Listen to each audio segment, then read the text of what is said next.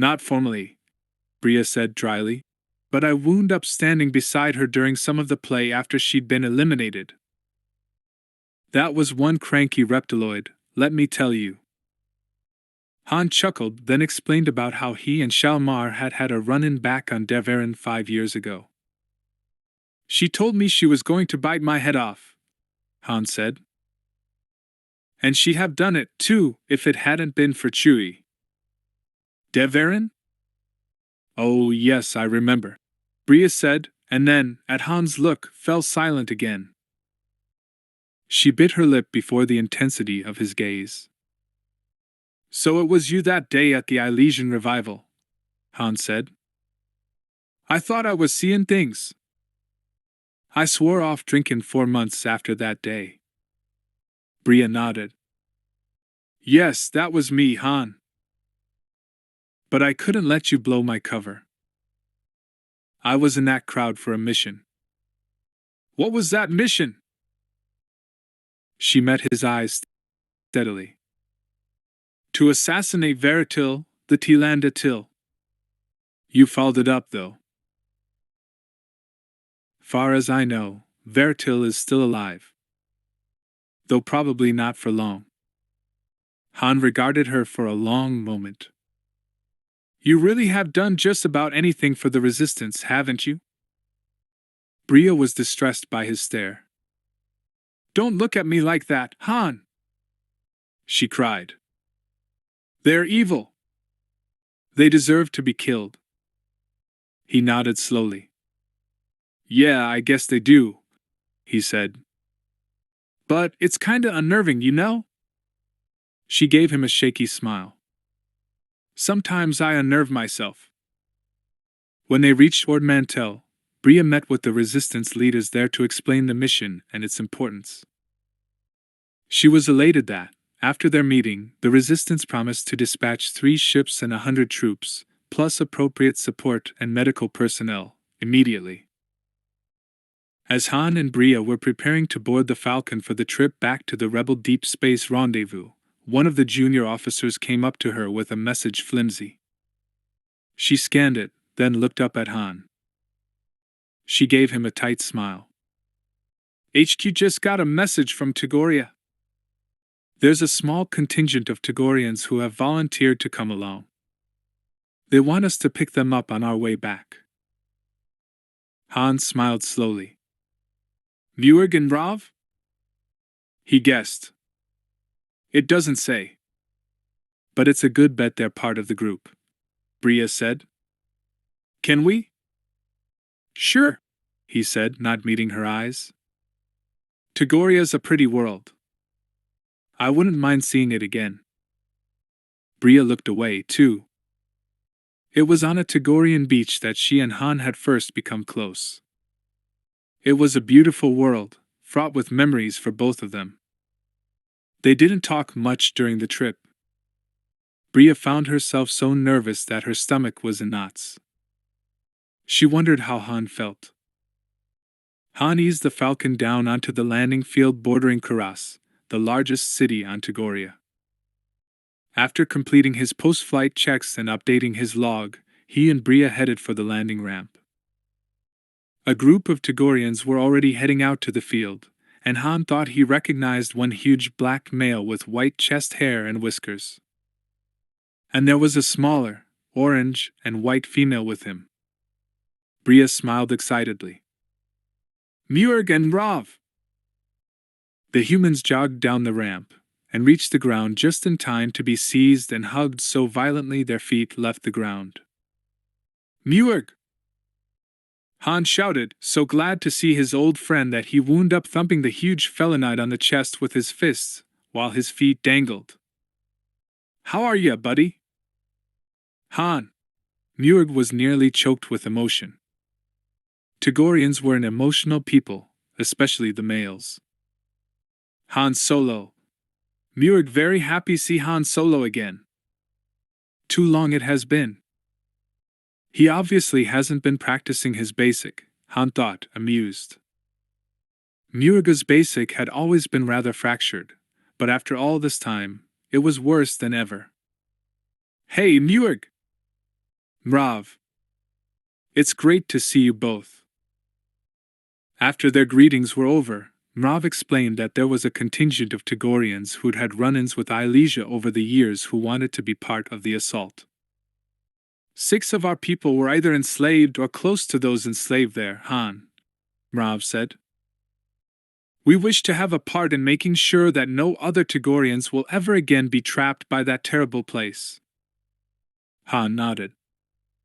Well, we can get started any time you wish, he said. Muir shook his head. Not possible until tomorrow, Han. Sarah's Mosgoth was attacked mid-flight by Big Lip Han. Broke its wing. Sarah has borrowed Mosgoth, sent us message, will be here tomorrow. Tonight Han and Bria are honored guests, yes? Han looked at Bria and shrugged. Sure, he said. She didn't meet his eyes. Fine. They spent the afternoon catching up with their friends on 10 years of history. Muir and Rav seemed a very happy couple, even though, in true Tagorian tradition, they spent only a month out of each year together. They had 2 cubs, both female, and Han and Bria met them. One was barely more than a kit, and she was extraordinarily cute. Bria and Han spent a couple of hours playing with them in the beautiful gardens. That evening, the humans were wined and dined with the best of Tagorian food and drink. Tagorian storytellers regaled them with tales of their own escapades from 10 years ago, when they'd escaped from Ilesia. Han barely recognized himself. The accounts had obviously been enhanced over the years, until he emerged as such a heroic figure it was almost laughable. Han was careful with the strong Tagorian liquor, and noticed that Bria drank only water. I can't drink, she said when asked. I'm scared I'll get to like it too much. I have to be careful. Once addicted, you can get addicted again, to other things. Han admired her restraint, and said so. After the festivities were over, Muir and Rav conducted their guests to the finest of their guest apartments, then bade them good night. Han and Bria stood on opposite sides of the living room and regarded each other in silence for a long, uncomfortable moment. Han glanced at the door leading to the one bedroom. Guess Muir and Rav still think we're an item, he said. Guess so, she agreed, unable to meet his eyes. Well, I guess it's the pallet out here for me, Han said. Hey, Bria remonstrated. I'm a soldier. I've slept in mud holes before, with no blanket. No need to treat me like a lady, Han. She smiled and took out a desiccated piece. Tell you what, I'll flip you for the bed. Han grinned at her, his most charming smile. Okay, babe. Fine by me. Bria looked at him, and their eyes locked. Oh dear. She sounded as though she'd just run 4 or 5 clicks. Han was feeling a bit breathless himself. Oh dear what? He said, taking a step toward her. Bria smiled shakily. The galaxy is no longer safe for humanoid females, she said. You've learned what you can do with that lopsided smile, haven't you? As a matter of fact, Han did have some idea, and so did a number of women he could name. He took another 2 slow steps in her direction, and chuckled, genuinely amused. Hey, he said. There are times when it works better than my blaster. Bria was so tense he wondered if she were going to bolt, but she didn't move as he took another step toward her. Looking down, Han saw that her hand was shaking. Aren't you going to flip that thing? He asked softly. She nodded and took a deep breath, and her hand steadied a bit. Sure. Call it. You sure it's not a trick coin? Han asked, taking another step. Hey! She protested. It's a real desiccated.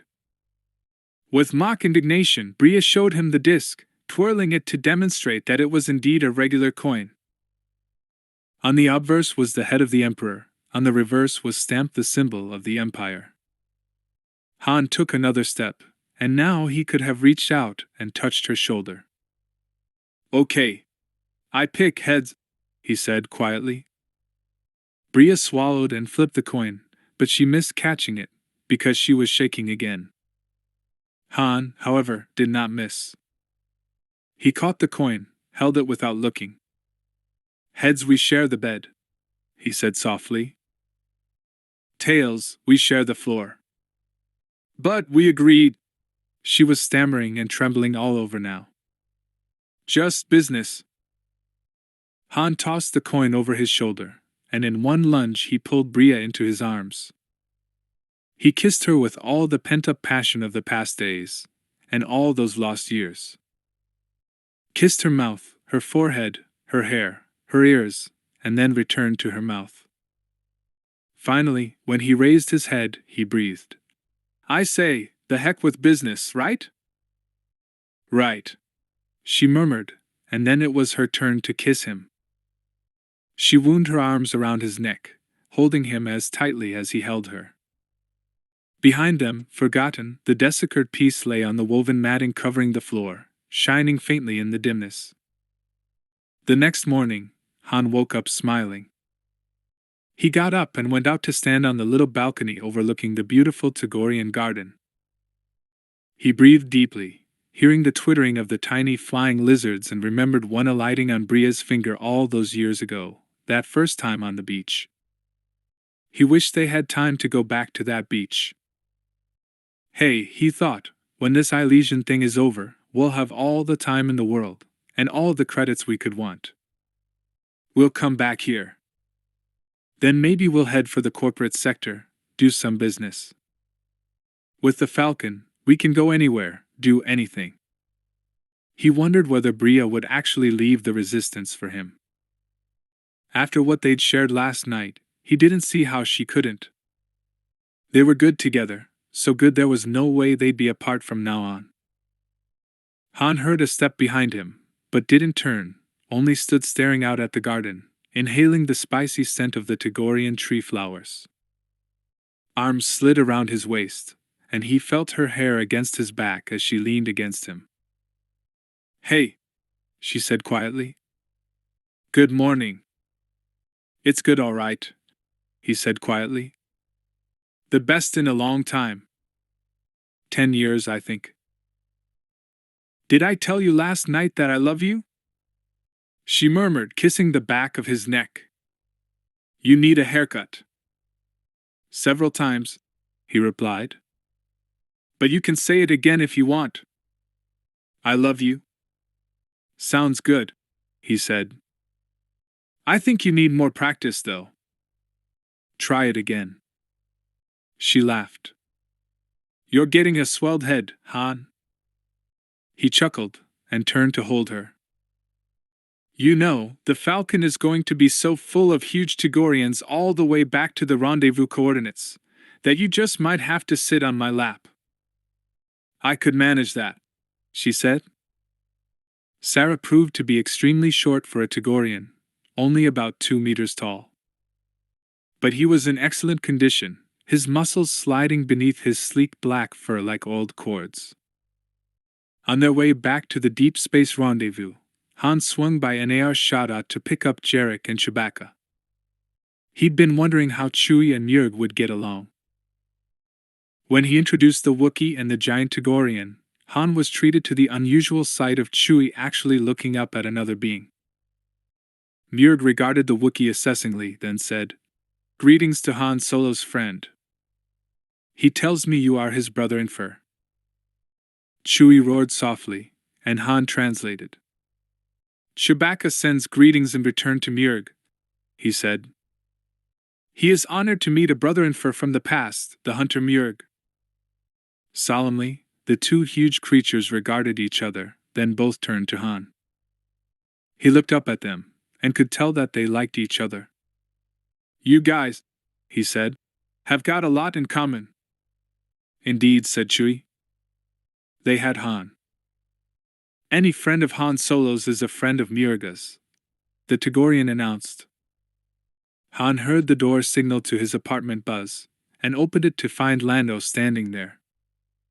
For once the gambler wasn't dressed in the height of fashion, but in military-style rough fatigues, and he wore heavy boots. He was armed with a blaster and a blaster rifle. "Hey," Han said. "What's up? You go into a war?" "I just heard about your little jaunt to Elysia," Lando said. "I want in. Can I ride along on the Falcon?" Han regarded his friend in surprise. "Pal, this ain't your kind of thing," he said. "We ain't expectin' much in the way of resistance from those Gamorrean guards on Elysia, but there's bound to be some shootin' dot." Lando nodded. "I'm a good shot," he said. "Han, I've almost got enough credits saved to buy a new ship, a real beauty of a sleek little yacht I've had my eye on.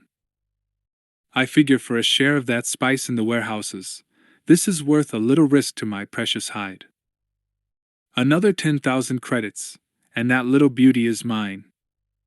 Han shrugged. "Okay by me," he said. "You're welcome to join the party." Thus, it was a very crowded, but thankfully short, flight back to the Rebel rendezvous coordinates. The Rebel fleet was mostly gathered by now, along with most of the smuggler vessels. Bria and the other Rebel commanders conducted final briefings so that each smuggler and each Rebel assault group knew exactly what part they would play in the attack. Each group of Rebel assault shuttles had at least 3 or 4 smuggler ships to guide them down through the atmosphere. There were 9 colonies now on Elysia, and there were 9 attack forces, each commanded by a Rebel commander like Bria. She'd chosen the toughest objective for herself, Colony 1. It boasted the largest warehouses, the most pilgrims, and the best defenses. But Bria was sure that Red Hand Squadron could handle it, especially with Han flying beside her. By now, Han was familiar with Jace Pale, Dano Hyx, and her other officers. He wondered if any of them realized that he and their commander were now a couple. The assassinations would be starting any time on Elysia,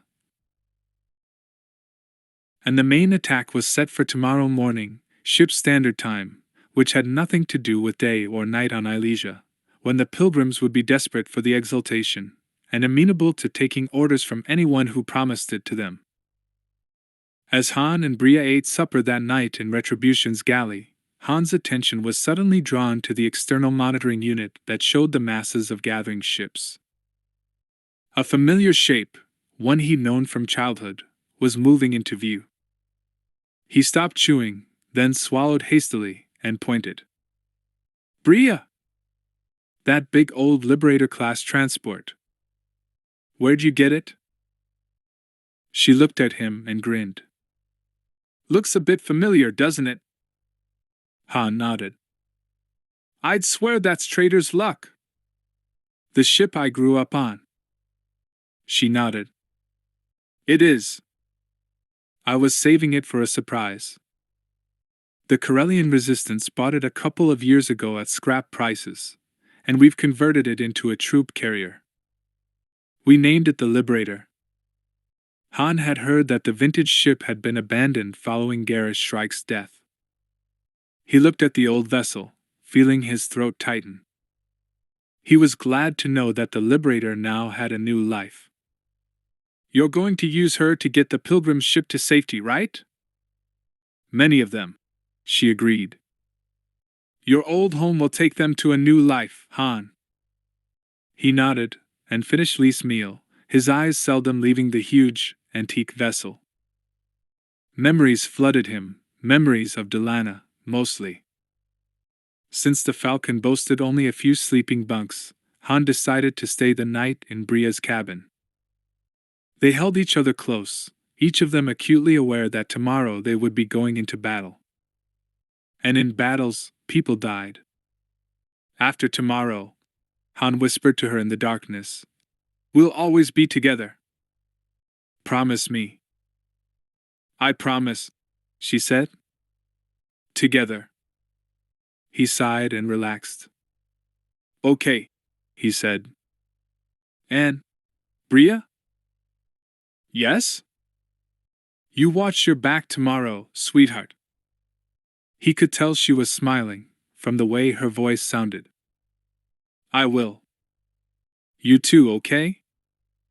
Sure. Hours later, Bria was awakened from a troubled doze by the soft chime of her cabin intercom. She came instantly alert, and pulling on a robe, went into her adjoining office. The communication officer on duty told her she had an incoming message. Send it through to me here, she said, pushing her hair back from her face. Moments later, Bria was facing her commanding officer, Pianat Torbal. She stiffened to attention. Sir? Bria, just wanted to wish you luck tomorrow, he said. And to tell you. He hesitated. Yes? Tell me what? She prompted. I can't be specific. But our intelligence reports that the Empire has something big underway. Really big. Something that could crush the entire Rebel Alliance in 1 or 2 engagements. Bria stared at him, in shock. Some kind of secret fleet? She asked. I can't tell you, he reminded her. But bigger than that. Bria couldn't imagine what he was talking about, but she'd grown used to the need to know system long ago. Okay, so what does that have to do with this raid tomorrow? It's going to take everything we have, every resource we can muster, every credit we can scrape together, to deal with this, Torbal said. Your mission was important before this, now it's critical. Take everything you can get, Bria. Weapons, spice, everything. Sir, that's my objective, she said, her heart beginning to thud. I know that. I just thought you should know. We're dispatching several intelligence teams to Raltier to try and find out more. They'll need credits for bribes, surveillance equipment, you know the drill. Of course, Bria said. Sir, I won't fail you. I know you won't, Torbal said. I shouldn't have contacted you, perhaps, you're under enough pressure. But I thought you should know. I appreciate your telling me, sir. Thank you. Torbal gave her a quick salute and broke the connection. Bria sat there in her office, wondering if she should go back to bed or just start the day early.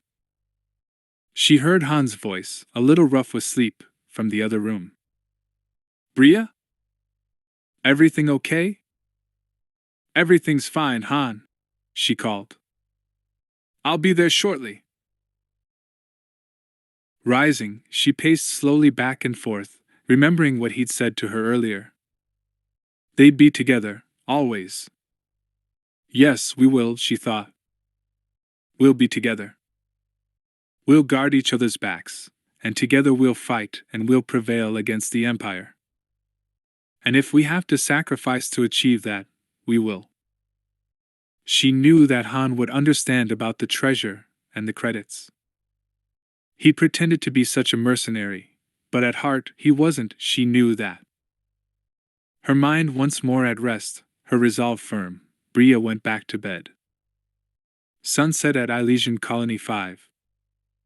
The ruddy rays of the low sun, breaking through 100 gaps in the massed clouds, were projected as pastel spikes across the sky.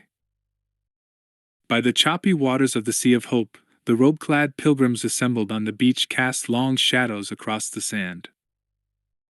Patarza, head sacerdote of the colony, raised his ugly Tilanda till head and surveyed the crowd, his horns sweeping slowly back and forth as he did so. His bulbous eyes shone like blood as they bulged from his grayish, wrinkled flesh. After a moment, he brought up his diminutive arms, and the ceremony began. The one is all, he intoned in the rumbling, nasal heavy language of the Tilanda Till. 500 voices echoed the phrase back. The one is all.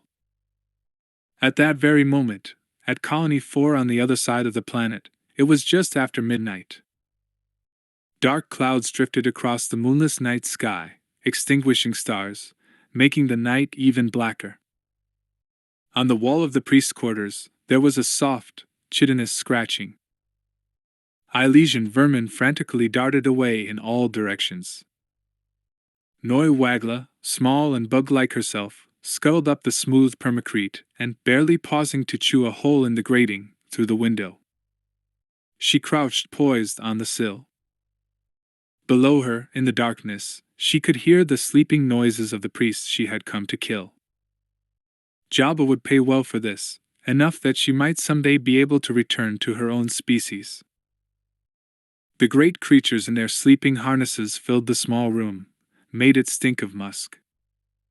The Hyope crawled up the nearest rough-textured harness, and paused below the enormous head.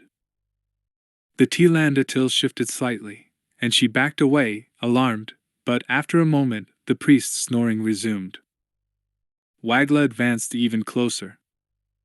This is going to be easy. Wagla seized a large vial strapped to her back in her formidable mandibles, pulled out the stopper with her palps. Jabba had tested the substance himself. A drop of the poison called Srejpton, placed on the Sacrodot's lower lip, would kill even the largest Tlandil in seconds, silently and without struggle. Retracting several of her legs, Wagla climbed toward the priest's mouth. "The all is one," intoned Patarza. "The all is one." IXFWA, Whippet assassin and bounty hunter, waited in the corridor leading to the underground mud baths of Colony 7. It had been a tedious few weeks, living as pilgrim, trying to blend in, when all his instincts called for getting it over with, hunting the ugly Mafrida down and escaping. But the bloated one had specified tonight as the time, and FWA wanted to collect his full fee. The sound of Tlandil voices echoed up from the dimness below, and FWA heard their characteristic shuffling gait. The assassin checked the two small holdout blasters he had smuggled into the compound. Fully charged, of course. He tensed, thinking that the credits he was about to become entitled to were not so much the prize of a hunt, so much as a gift. Security here in Colony 7 was lax beyond belief. FWA could see them coming now, and he pressed himself into a hollow in the uneven wall. As he'd expected, it was his targets, the three male Sacrodots. He could smell them, and his sensitive nostrils recognized the reek of the males. They were close now, coming closer, closer. FWA leaped out with a ferocious roar, blasters raised. "Aim for their eyes," he thought, as he fired his first salvo. "In service to the all, every one is exalted. Every one is exalted." Tuga Salpivo, down on his luck Corellian space tramp and jack of all trades, paused for a moment at the edge of the Elysian jungle and looked back. Colony 8 was a gray smudge in the very first light of dawn. Sunrise was still an hour away. Salpivo grinned and wiped the sweat off his face with a back-and-forth motion, catching a whiff of the vinegary vom powder residue on his hand. He couldn't wait to see the explosion. It was so quiet. Even the scraping and peeping of the Elysian jungle was gone. There was no wind at all. Salpivo forced himself not to blink as he waited. When the brilliant orange flame flowered from the Tlandil's sleeping chamber, there was a moment before the sound reached him, and he thought, it doesn't seem real. Then the crack and boom rolled over him, almost knocking him down, followed by the cries and wails of the remaining inhabitants. "Job well done," he said to himself, chuckling. "I'll be back on Poita before the fire's put out." We sacrifice to achieve the all. We serve the one. Serve the one. The Rodian named Snickwick sniffed the air thoughtfully, his aqua snout wiggling. Mid-afternoon sun slanted down into the wide courtyard, and dust seemed to hang in the hot, thick air. With infinite care, he secured the last strand of monofilament fiber across the opening of the passageway to the factory compound. Colony 9 was not yet finished, but the main buildings and dormitories were close enough to completion to start up operation. Nearly 300 pilgrims were resident, most of them employed on the construction gang. Snikwix had come in with the last bunch, his experience as a permacrete artisan coming in handy. Here they come! The Rodian stepped back from the invisible wire, then ducked under it, making sure he came nowhere near the deadly stuff. Once in the corridor, he made his way up to the first-level balcony, which overlooked the courtyard. The 6 Tilandatil, 3 males and 3 females, were returning from their post-siesta walkabout, ambling toward the dinner hall and their supper. A cadre of Gamorrean guards surrounded them, their axe heads glinting in the sun. Snikwix pulled the sound projector remote control from his little pouch, hefting the device and feeling the smoothness of its contours. I don't even have to get near them, he thought, delightedly. I love this assignment. I don't have to risk my delicate little neck. His ears twitched expectantly as he turned the dial to its maximum position and engaged the trigger. Suddenly, from the other side of the courtyard, a hideous, shrill wailing began, a sound so high it made Snikwix shiver. It was an ancient recording of the savage Thoda, the principal predator of the Tilandatil on their long-lost homeworld of Varl. The Tilandatil froze for a second, their protuberant eyes swinging in every direction as they tried to locate the source of the cry. The head Sacrodot, Tars by name, reared up onto his hind limbs and spun about, calling to the others, but it was no use. The huge creatures stampeded mindlessly in all directions, trampling Gamorreans as they headed for the openings in the courtyard wall that Snikwix had booby-trapped. Finally, even Tars panicked and dashed for the nearest exit. The Rodian, who had a taste for bloodshed, smacked his prehensile lips as the priests came apart, monofilament slicing them more cleanly than any blade. Tars got halfway through the opening before his upper torso peeled back, revealing the dark maroon interior, internal organs laid out side by side, blood pooling and spilling as he fell to complete the gash. In a trice, they were all dead, big pools of wine-red blood slowly spreading around the quartered corpses, and only a few dazed Gamorreans were left to try to figure out what had happened. Maybe this'll mean a promotion, Snikwix told himself. Jalba seems to like me already. All I have to do is stick with him. Prepare for the blessing of exaltation. Padarza took a step forward and sensed the priests on either side of him doing the same.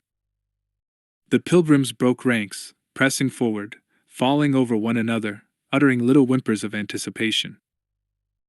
Padarza began to inflate his neck pouch, scanning the expectant faces, when something caught his eye. There was a humanoid pilgrim pushing toward them, nothing unusual about that. However, instead of a pilgrim's cap, there was a dark hood thrown over his head. Padarza stared in fascination. The hood was empty. The thing was quite close now, he was sure of it. Suddenly the hood fell back and the headless thing pulled a weapon out of its robe. Nameless dread gnawed at the Tilandatil.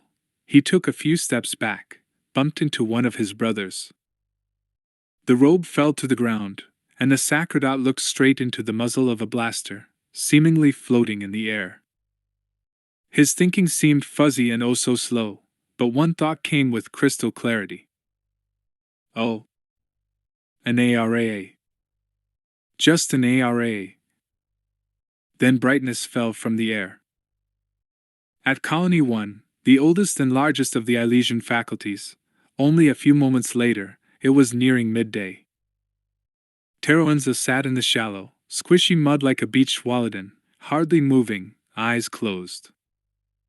The developments of the last day were discouraging beyond belief. Durga, curse him, had called his bluff. Teroenza opened his eyes and took in the depressing sight. Beyond Veritil and Tylena and the other Tilandatil soaking in the mud, sleek Nova Force ships littered the landing field, and small teams of heavily armed sentients wearing the uniform of the mercenary unit were everywhere. How could Durga have known what he planned? Maybe the young Hut was smarter than he thought. Now that he reflected on it, Teroenza decided that it had probably been a bad idea to kill Kibik so brazenly. But the worst of it was that Teroenza still couldn't know for sure how much Durga knew. Perhaps the Nova Force troops were Durga's response to the High Priest's disingenuous request to beef up the Ilesian defenses. Maybe he didn't suspect foul play in Kibik's death. Teroenza liked that idea.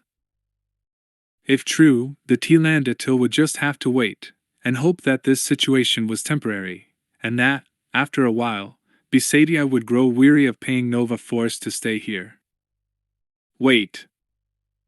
I can wait a little longer. In any event, that's all I can do. The Nova Force commandant, a squat, heavy-gravity world human named Willem Cameron, was approaching the edge of the flat, treading gingerly, not wanting to soil his shining black boots. Finally, he gave Teroenza a disgusted look and motioned for the Tilandatil to come to meet him. The High Priest decided that he'd at least pretend to cooperate until he found out more. Hoisting himself to his feet, Teroenza started in the man's direction. Without warning, a lash of energy sizzled into the mud in front of him, spattering him with ejecta. The High Priest halted in confusion. What? Teroenza turned to see three beings in camo uniforms come racing out of the jungle, blaster rifles blazing. The Gamorreans who had been guarding them were already dead. Shh. Shh. Shh. The sound of blaster fire was all around him. Teroenza tried to run, tried to change direction, but slipped in the mud, falling to his knees. Is this Nova Force? Has Durga ordered them to execute us now? Teroenza thought, hysteria nearly getting the better of him. At the edge of his vision, he saw that Cameron was also shooting now. But not at him. At the intruders. Other Nova Force soldiers were coming up behind him, blasting away. By Varl, they're trying to protect us. There was no place to run. Teroenza froze in panic. Veritil, he could see, lay motionless, a smoking hole wherein I used to be. Tylena had run deeper into the mud, but was unable to submerge herself, and was flailing back and forth in complete terror. Teroenza realized suddenly that it was only a matter of time. Taking a deep breath to still the fear erupting in his heart, he let himself fall, then lay still, playing dead. The blaster fire abruptly stopped, and Teroenza opened his eyes. It worked. The intruders lay dead. The High Priest dared to raise himself and survey the scene. Tylena! She was half covered by mud and water, and her head was under. She can't breathe. Before he had reached the body, Teroenza knew the truth. He cradled the massive head as best he could in his weak arms, trying to find a spark of life in his mate, but she was gone. Cameron had taken a hit in the arm, and his tan uniform was covered with dark brown smears. And there was Ganartios, Teroenza's majordomo, making his way through the milling soldiers, pausing for a moment at the mud's fringe, then plunging right in. "My lord Teroenza!" he cried, his weak old human's voice barely more than a croak. "It's terrible. All over the planet, assassins are killing our priests. We've had reports from colonies 2, 3, 5, and 9. Off-world communication has been cut. Oh, sir! Lord Veritil, and Tylena! Sir, what can we do?" He wrung his hands distractedly. "Sir, this is the end. There can be no more exultations. What shall we do?" Teroenza snorted heavily, trying to think. Was this Durga's work? No, it couldn't be. The Bisadia enterprise depended on the Tilandatil. Who was responsible for this? And what should he do now? Jailus Nebel entered the Elysian atmosphere with great care, watching for storm cells, and staying in constant touch with the rebel assault shuttles that were following him. He was a lead ship, and well aware of his responsibility. Shuttle 3, he said into his comm unit, in his squeaky basic. Watch yourself. You're drifting too far to port. Storm Cell 311 is headed in your direction. The ionization from those lightning storms will mess up your instrumentation. Increase speed and close up. This is Shuttle 3, we copy, Dream of Freedom. They were flying through thick clouds now, and the Dream was buffeted by high winds. Darkness surrounded them. They were flying toward the sun, but they would not reach daylight before they landed. The Celestin checked his instruments. Titan formation, he ordered. All ships tight in formation. He saw the running lights of his starboard wingman for a moment, then the clouds blotted them out. They were being slammed by gusts, and the clouds were so thick that Nebel didn't even bother to glance at his view screen. Instruments only flying. Rain and hail and electrical storms raged nearby, lighting the inky clouds in actinic flashes. Nebel followed the progress of his formation on his tactical sensors. It had been 10 years since Nebel had flown through the Elysian atmosphere, but he was surprised how it all came back to him. He was leading half the rebel ships assigned to Colony 1 in, and Han Solo was leading the other half in the Millennium Falcon. Han had taken his Celestin friend for a brief tour of his ship yesterday, and the two pilots had caught up on old times while Nebel enjoyed watching Han show off his pride and joy. Nebel spotted another storm cell, pointed it out to his formation, and then sent his ship swooping down, automatically checking his landing vector. His assigned landing spot was directly in the middle of the Colony 1 compound. He was carrying a squad of troops, and their assignment was to secure the Endress factory. As he flew, Nebel could hear the assault commander aboard the transport Liberator, reporting on the fleet's progress. The rebel forces had taken the Elysian space station, having met heavier resistance than expected, but they were now reporting in that it was secured. Nebel stayed in close touch as he led his formation down. He was tracking the storm cells so the more inexperienced pilots wouldn't have to. In theory at least, if they followed Nebel's lead, they'd be able to concentrate on their piloting as opposed to their navigation. They were almost down below the heaviest cloud layer now. Colony 1 was still in darkness, though dawn would arrive in about an hour. Nebel noticed that his rightmost shuttle was falling behind, and quickly established contact. Assault Shuttle 6, you're falling behind. What's happening? Having trouble with a stabilizer. The young pilot's voice was strained. I've got my co-pilot working on it. Formation, reduce speed. We don't want to lose Shuttle 6. Nebel ordered. Obediently, they reduced speed. The next voice Nebel heard over the comm was Han Solo's. Hey Nebel, what gives? You're slowing. The Celestin explained the problem. Well, I don't want to go in ahead of you, so I'll drop back too, Han said. The Falcon and her ship slowed, falling back, leaving Nebel, as planned, still in the lead. Both groups were still in good formation when they dropped below the cloud cover and saw the nighttime lights of Colony 1. Nebel was in the lead, and he'd repositioned Shuttle 6 so it was now beside him, so he could nursemaid the rebel pilot down. Nebel's other ships were flying half a ship's length behind the Dream and 6 as they swooped toward their assigned landing coordinates. Nebel had almost no warning. 1 second he was heading for his landing coordinates, everything fine, and the next his sensors suddenly blacked out a warning. Glancing down, Jailus Nebel saw that he'd been targeted by a heavy turbolaser. What? He thought blankly. Where? The explosion was so massive, so all-consuming, that poor Nebel never even had time to realize he'd been hit. Han Solo watched with horror as Dream of Freedom and Assault Shuttle 6 were simply eradicated by 2 blasts from a ground-mounted heavy turbolaser. The turbolaser blasted again, and 2 other shuttles performed frantic evasive maneuvers that caused them to run straight into a treacherous wind shear.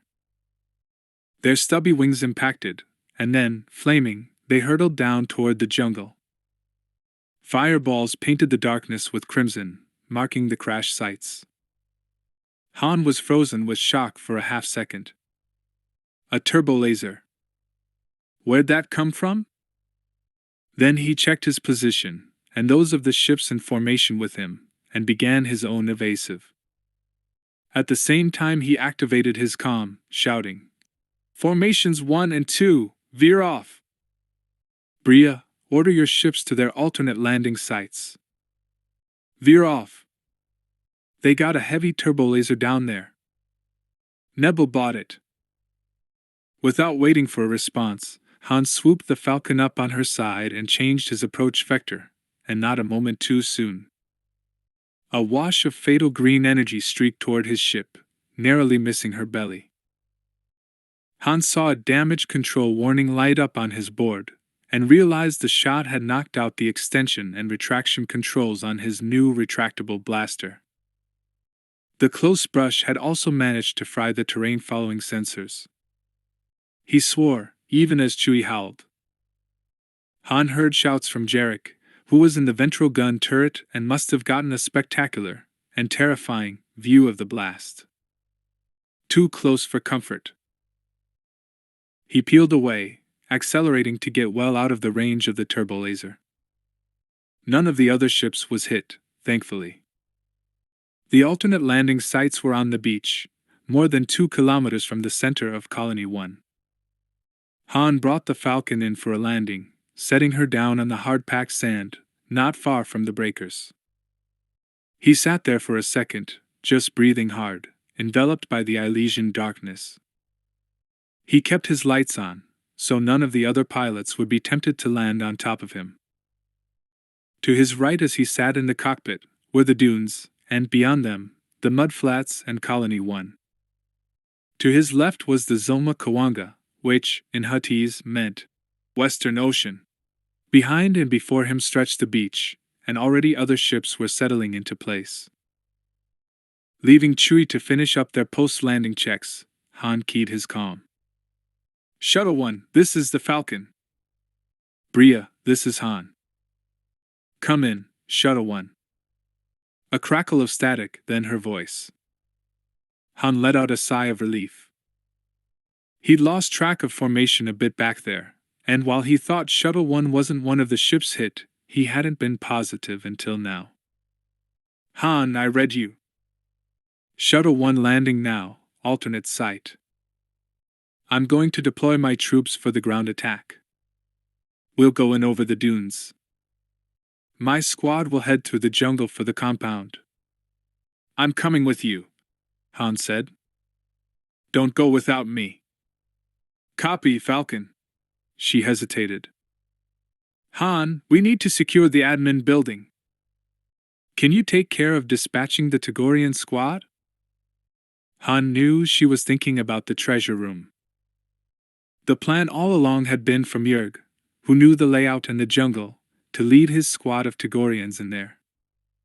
But now they'd have to go a lot farther.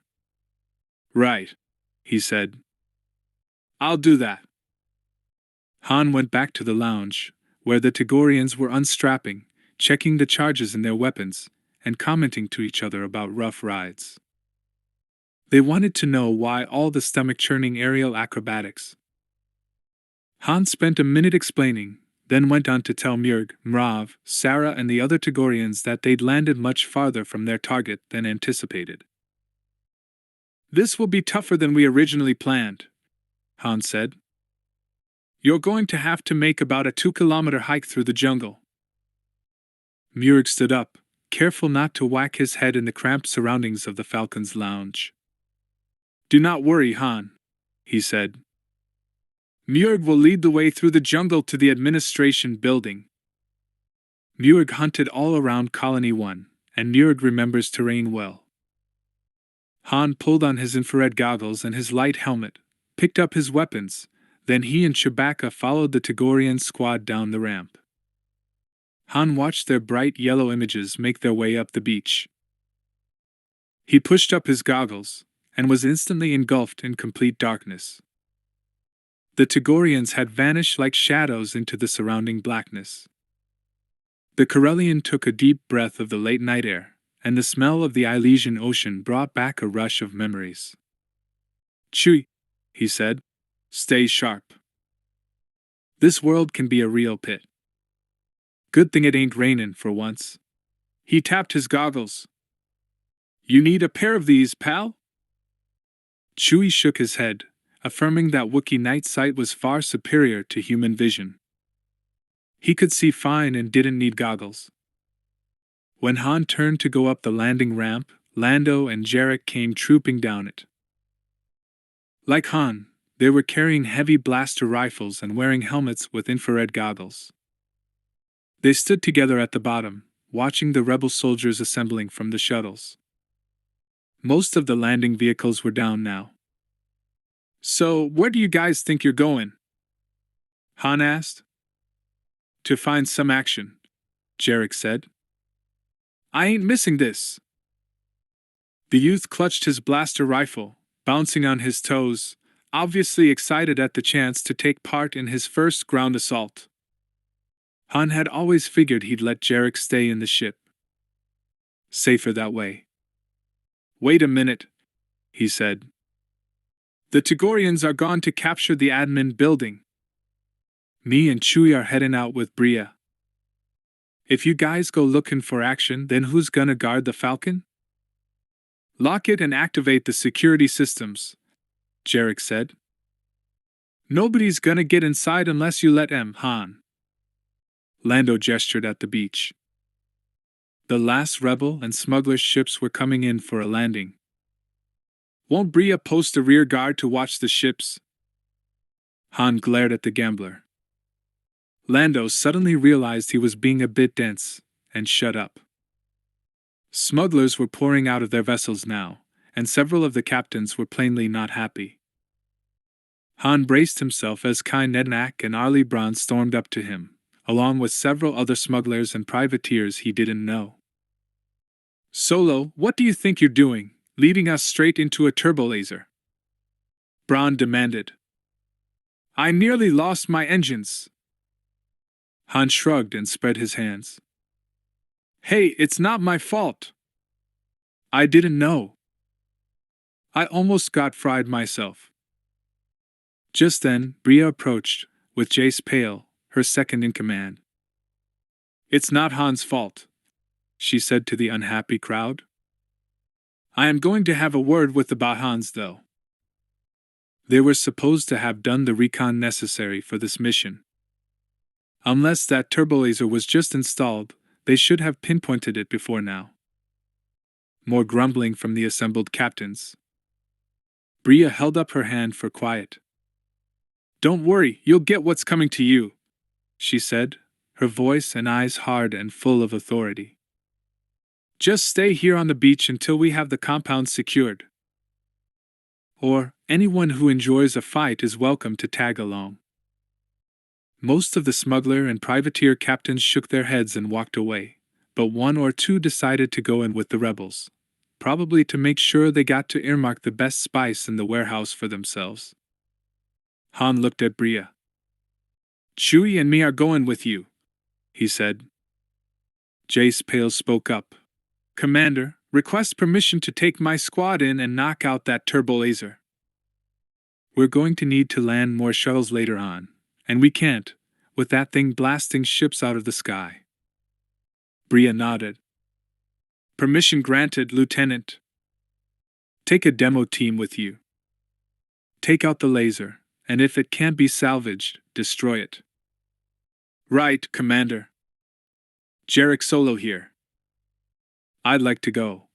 Jarek spoke up to Pale. "That laser nearly singed my rear. I'd like a chance to be in on taking it down." Pale nodded at the young man. Glad to have you. Han caught Lando's eye and jerked his head at Jarek. Lando sighed, then stepped forward. Count me in, too, Lieutenant. I'm Lando Calrissian. Glad to have you, Calrissian. Han waved at his friends as they started off down the beach with Pale's squadron. He watched as Bria gave final orders to the troops who would remain behind as rear guard for the ships on the beach. Then he and Chewie started up the beach with Bria and her troops. Her comlink chirped, and she turned it up so she could hear. Han listened to the voice of the assault commander, Blevin, up on the Liberator. Rainbow 1 to all stations, we have multiple reports of heavy resistance. Be on the alert. Bria glanced at Han, then at her chrono. All forces have landed. We're running behind. She muted the comlink so it was just a distant mutter of commanders reporting in, then broke into a jog. Han and the squads ran after her. The infrared goggles took some getting used to. Han nearly tripped over beach drift, and once he got tangled in a bunch of thorny sand grass and got thoroughly scratched. Chewie obligingly lifted him up bodily, freeing him. His skin stinging, Han warned the others behind him. Been a long time, he reflected, scrambling behind Bria up the dune, clutching the heavy A280 rifle. Sand sifted and fell around him, and the footing was treacherous. The last time he'd done something like this was not a pleasant memory. Bria was the first to reach the top. She flattened herself, waving caution with a hand signal to her followers. Han wasn't expecting any fire. After all, they were not even in sight of the compound, but caution in battle was always a good thing. He dropped to his belly and wriggled up beside her, with Chewie right behind him. Sand sifted down his open collar, making him itch. He couldn't spare the time to scratch, though. Together, Han, the Wookiee and Bria eased up the last half-meter and peered over the top of the dune. And nearly got the tops of their heads blown off. Repeating blaster fire hammered them, turning some of the sand to glass instantly, spraying them with minuscule hot particles that stung like insects. Chewie howled as Han and Bria threw themselves flat, covering, until the fire ceased. The rebel commander took a sensor reading and looked at Han, her face a yellowish blur with white lips against the varied greens of the infrared. He could see her frown beneath the masking goggles. Han! I'm detecting at least 20 energy signatures out there, waiting for us. Whoever these guys are, they're not a bunch of Gamorreans. Han stared at her. That and the turbo laser. Yeah. She thumbed her comlink to transmit. Rainbow 1, this is Red 1. We took turbolaser fire as we landed and changed to our alternate landing site. We're on the ground with moderate casualties. 4 ships lost, 3 shuttles, 1 friend. Friend, Han knew, was the agreed-upon code for a smuggler or privateer's ship. Encountering heavy resistance, but continuing our assault. The voice of Assault Command came back. Rainbow 1 copies, Red 1. Do you need White 1? Blevin was asking whether Bria needed reserves from the Liberator. She keyed her link. Negative, Rainbow 1. The reserves can't land while that turbolaser is still up. We're working on it. Red 1 out. Rainbow 1. Blevin acknowledged her, and then was quiet. Bria switched frequencies to her inter-squad channel. Jace, this is Bria. Have you sneaked a look over those dunes yet? I did. Pale's voice was grim. Who are those guys? I don't know, Bria said. But they're obviously professionals. You circle around through the jungle and come down the mudflats from the north. I'll go through the jungle and come up from the south. We'll catch them in a crossfire. Copy, Pale said. You would make me crawl through the mud. Bria laughed grimly and broke the connection. It took Han and Bria's team nearly 10 minutes to make their way far enough down the beach so they could be sure to be shielded by the jungle. They went up and over the dunes, then down again, into the jungle. Han followed Chewie's lead as they slogged through rotting vegetation. His nose wrinkled at the smell, and Chewbacca whined protestingly. Wookiees had a much more acute sense of smell than humans. Sweating and slipping through the muck underfoot, Han wished he'd worn boots with more traction. Finally, they reached the edge of the cleared area. Bria's sensors confirmed that their targets were just ahead. They crouched in the jungle and her comm link chirped softly. She turned the volume up. Receiving multiple reports of heavy resistance. Green 1 reports confirmation that some professionals for a merc outfit calling itself Nova Force have been captured. Rainbow 1 out. Nova Force? Mercenaries? Han looked at Bria. Oh, great! How'd they get here? She shrugged. Han scowled. And I told the smugglers and privateers this was going to be a piece of cake. Han listened tensely as she checked in with Jace Pale. Everything was in place. Han's pulse was racing. He swallowed, and his saliva tasted metallic. You ready, pal? He whispered to Chewie, who was checking the charge in his bowcaster. HRRNNNNN. Han checked the charge in his blaster rifle, even though he knew it was full. Finally Bria nodded, and together, the squad wriggled out of the jungle, crawling along cropped vegetation, their hands and knees digging into the muck. It had rained recently, of course. This was Ilesia. Han's fingers encountered permacrete. A landing field or road, it hadn't been there 10 years ago. Bria counted down seconds with Pale, then. Fire! Han rose to his knees, sighted with his goggles, and saw a dimmed shape wearing an unfamiliar helmet, yellow marking body heat. He fired. The waning night exploded into blaster fire, choked off screams and battle cries. Still firing, Han and Chewbacca moved forward with Bria's troops. The soldier to his left went down. He glanced at her, saw a black hole where her face had been, whiffed charred meat, and kept going. Moments later, as the enemy fire stuttered out and died, Bria yelled for ceasefire. Han and Chewie approached, seeing the scattered bodies before them. Bria nudged one with her toe as Jace Pale, as smeared with mud as a T-Landa till after a wallow, approached. Look at that emblem on the sleeve, she said. An exploding star. And look at their armor and equipment. Professionals, all right. She counted bodies. 20. There are probably more manning the turbo laser. She and Han looked across the compound.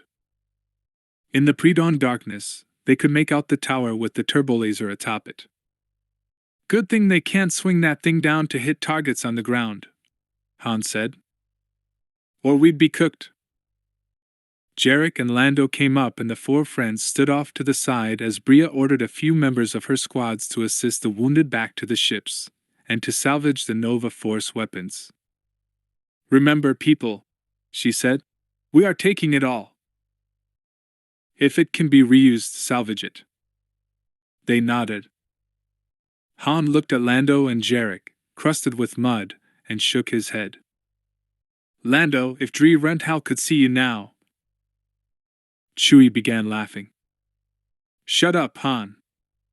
You too, Chewbacca, the gambler said, flicking fastidiously at his ruined clothes. Luckily for him, he donned rough clothing in preparation for the night's work. I don't want to hear it. I haven't been this dirty since, well, it's a long story. Han chuckled, and looked at Jarek. So, how'd you do, kid? Jarek nodded. Pretty good, I think, Han. I got at least 2 of them. Han clapped him on the shoulder. Great. We'll make a warrior out of you yet. Jarek's teeth flashed white in his mud-blackened face. As soon as the wounded were taken away by medics, Bria keyed her comlink, then ordered her awaiting troops to advance on the double. Let's take that compound! Advance in squads. Demo teams, be ready. She turned up the volume on the comlink, and they heard. Rainbow 1, this is Green 2. I'm assuming command here. Green 1 is down. Rainbow 1 copies Green 2. What's your status? Almost done here. Just mopping up. Expect to have the target secure in 5 minutes. Bria made a face. We're running behind. She clicked on. Rainbow 1, this is Red 1. Frontline resistance has been dealt with. Bringing up reinforcements and advancing into the compound.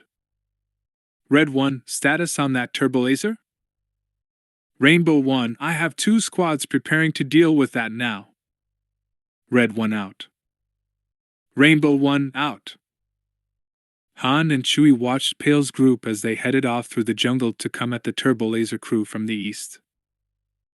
Then they were busy, advancing with Bria's troops into the compound.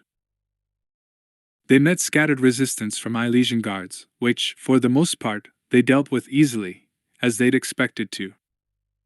The night was no longer silent, even when the guns were quiet.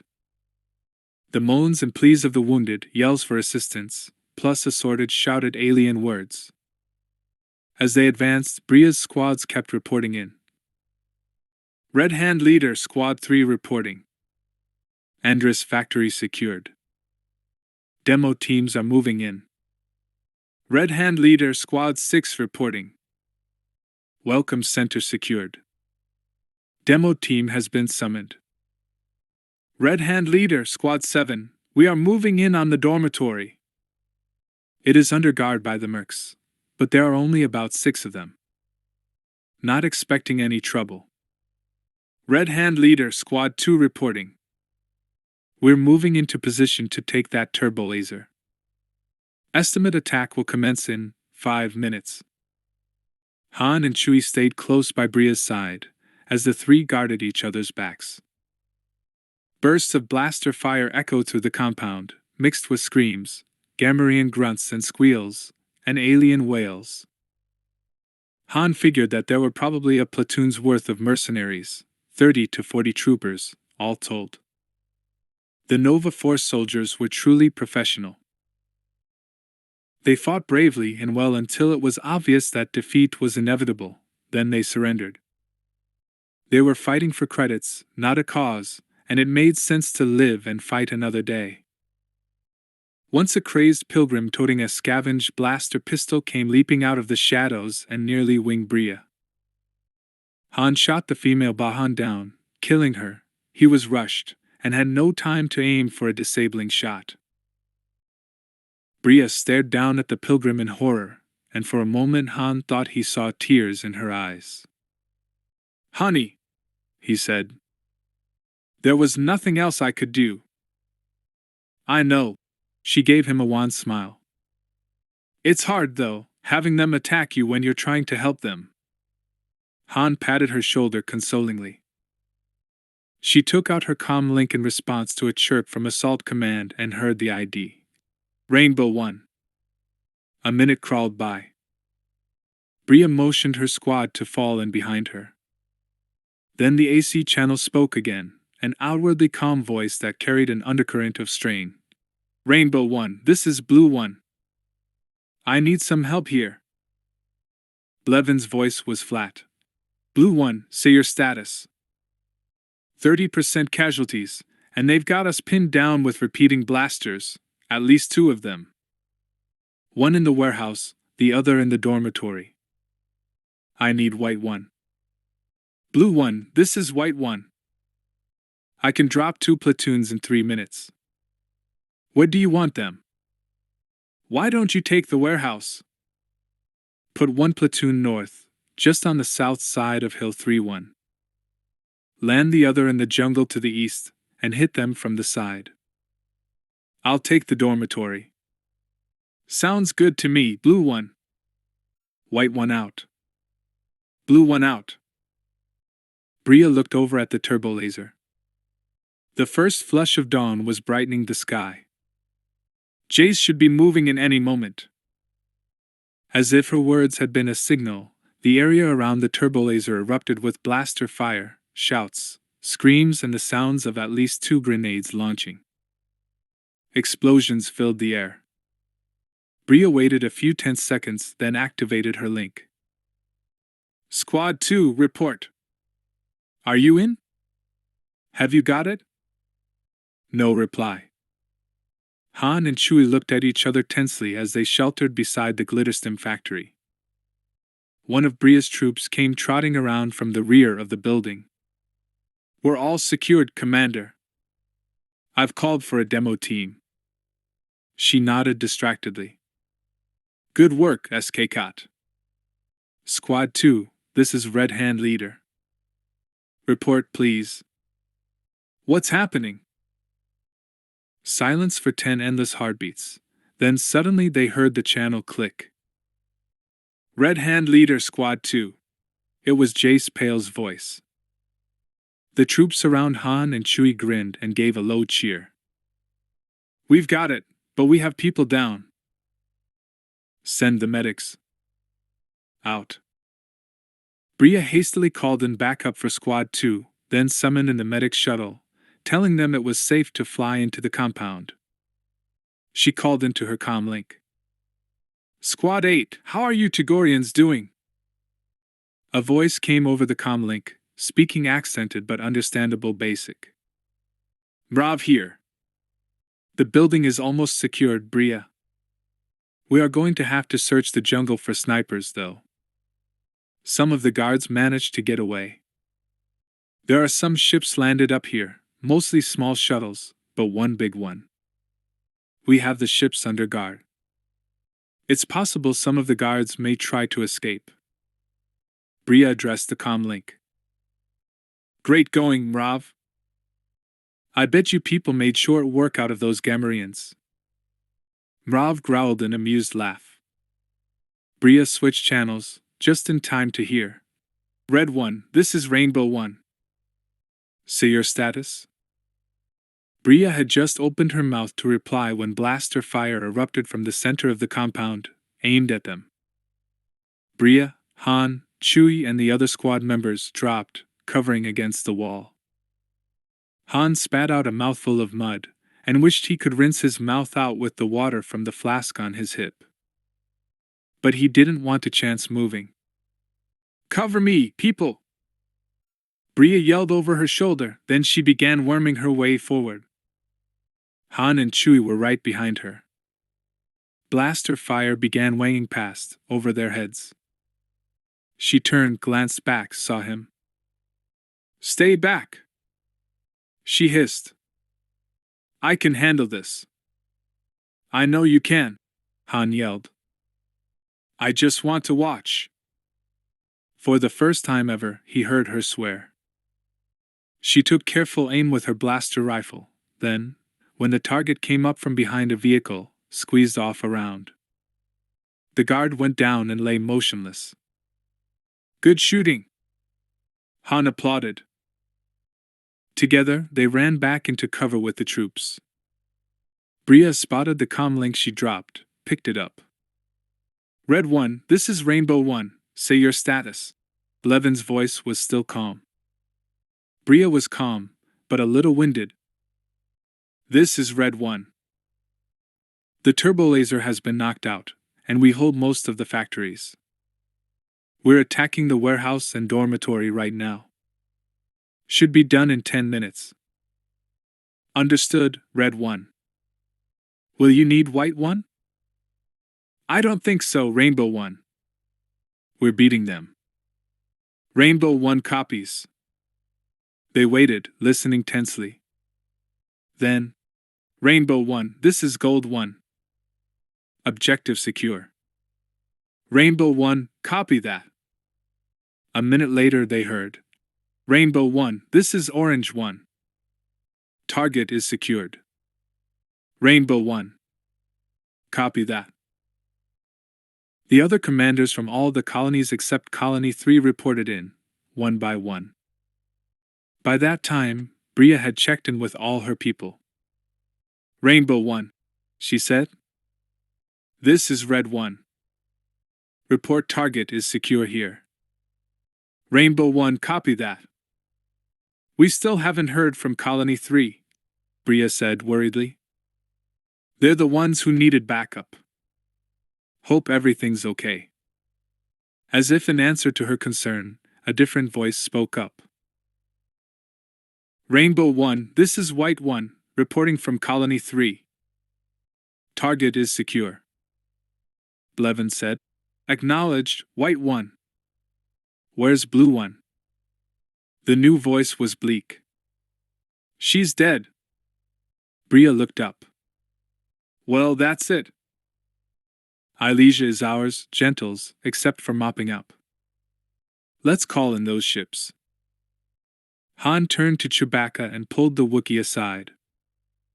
Chewie, I need you to do something right now, he said. Arn? We've got this area secured, but it sounds like Mrav and Murg could use some help up in the admin building, where the treasure room is.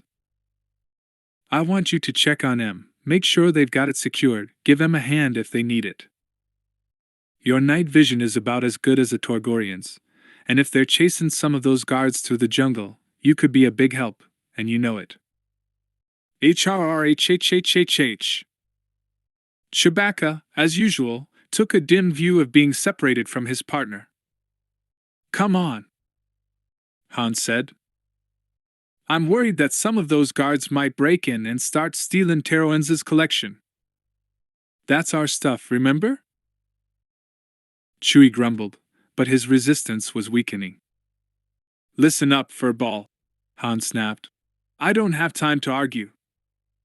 I trust Murg and Rav, but I don't know those other Togorians. And all it would take is one busy guard who managed to break in. So you help Murg and Rav secure the place, make sure the treasure room is still locked up, and come straight back. Shouldn't take you half an hour. You remember the location of the treasure room on that plan I sketched for you? HRNNNNNNN. Good. Get your furry butt in gear. Chewbacca was not happy, but the Wookiee departed without further argument. By now, ships were dropping from the pink-tinged sky like metal rain, landing in the center of the compound. Han was just taking a swig of water from his flask when a dark figure ran toward him. Han pushed up his goggles, squinted in the wan pre-dawn light, and realized it was Lando. Even before he saw the gambler's face, Han knew something was wrong. He hurried toward his friend. Han, it's Jarek. Kid took a hit. He isn't going to make it. He's calling for you. Blast! Together they ran. Lando led him over to the temporary aid station the medics had set up, then pointed to a stretcher. Han walked over, looked down, and recognized Jarek's unruly hair, and that was practically all. The young man's face was a scorched, reddened horror. At first Han thought he was dead, then he saw that Jarek was still breathing. He looked up hopefully at the nearest medic. The Alderaanian shook her head grimly, mouthed, Sorry. Hey, Jarek, can you hear me? Han took the grimy hand in his, grasped it firmly. Kid, it's Han. Jarek no longer had much in the way of eyelids, and Han knew he must be blind. But he turned his head slightly, and his mouth moved. Han! Don't try to talk, you're gonna be fine. They'll pop you in a back-to-tank, and you'll be chasing girls and shooting imps in no time.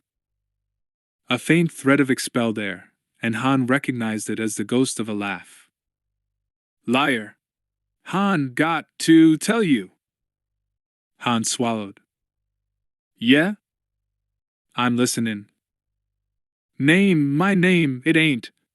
Solo. Lied to you? Han cleared his throat. Yeah, I know, kid. That's okay. I give it to you. Far as I'm concerned, you earned it long ago. You knew? Sure. I've known from the beginning, Jarek. The lax fingers tightened once, and then released. Han leaned over, checked for a pulse, then gently released his grip and stood up. His eyes were stinging, and it took him a second to regain control.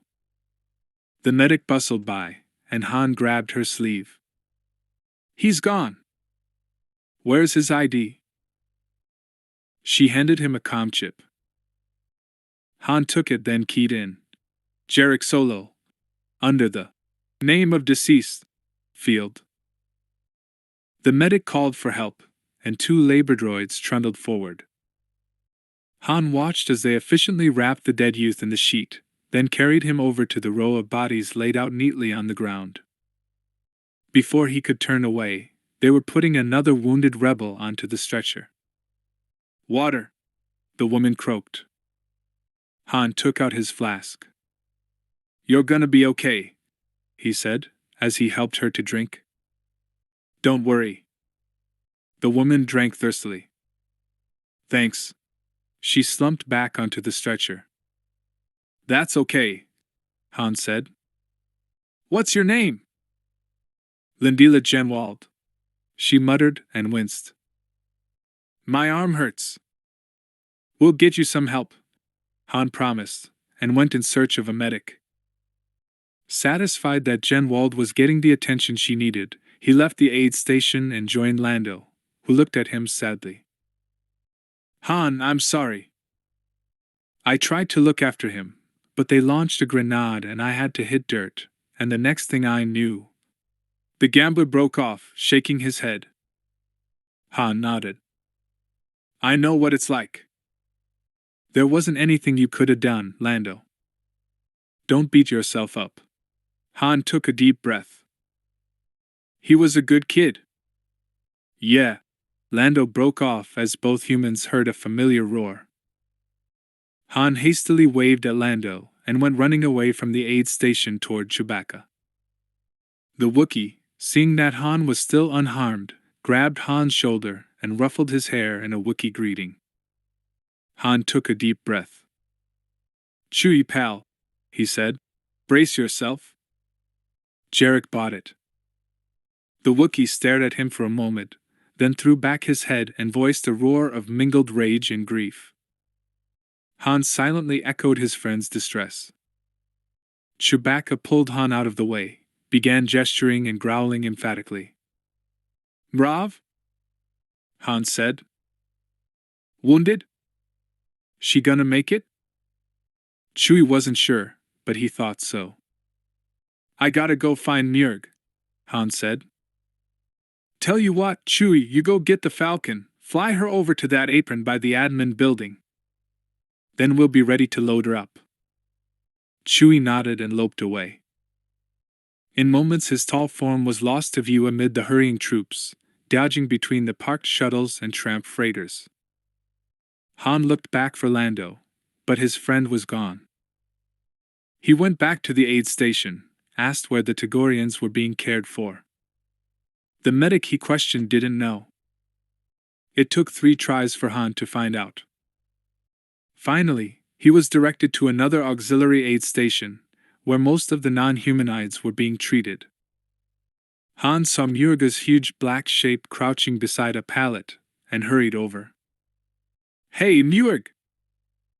The Togorian turned at the sound his voice, then leaped up and grabbed Han in a fierce hug. Murg is glad to see Han Solo. They are taking us up now, and Murg did not wish to go without saying farewell. Han looked down at Mrav. A bandage covered half her head. What happened? Murg and Mrav were on guard at the landing field, and 3 Gamorreans rushed us. She took 2 hits from a force pike before Murg tore her attacker's throat out. Oh, hey, pal. I'm so sorry, Han said. She's gonna be okay, isn't she? She has lost the eye. Muir said. And Medic says perhaps her hand must come off. He does not know. But she will live. And she will take pride in knowing that the slaves are free, the priests are dead. Han nodded, and couldn't think of anything to say. The medics approached with an anti-grav pallet, and loaded the wounded Togorian female onto it. Han walked with Muir to the medical shuttle, watched as Mrav was loaded in, and gave Muir a last, silent hug goodbye. After watching the shuttle lift off, Han turned back toward the big spice warehouse, figuring that was where he'd find Bria. Seeing Jace Pale hurrying by, Han asked the lieutenant where she was. Pale jerked a thumb back at the pilgrim's dormitory. Han jogged over that way, then paused, midway between the warehouse and the dormitory.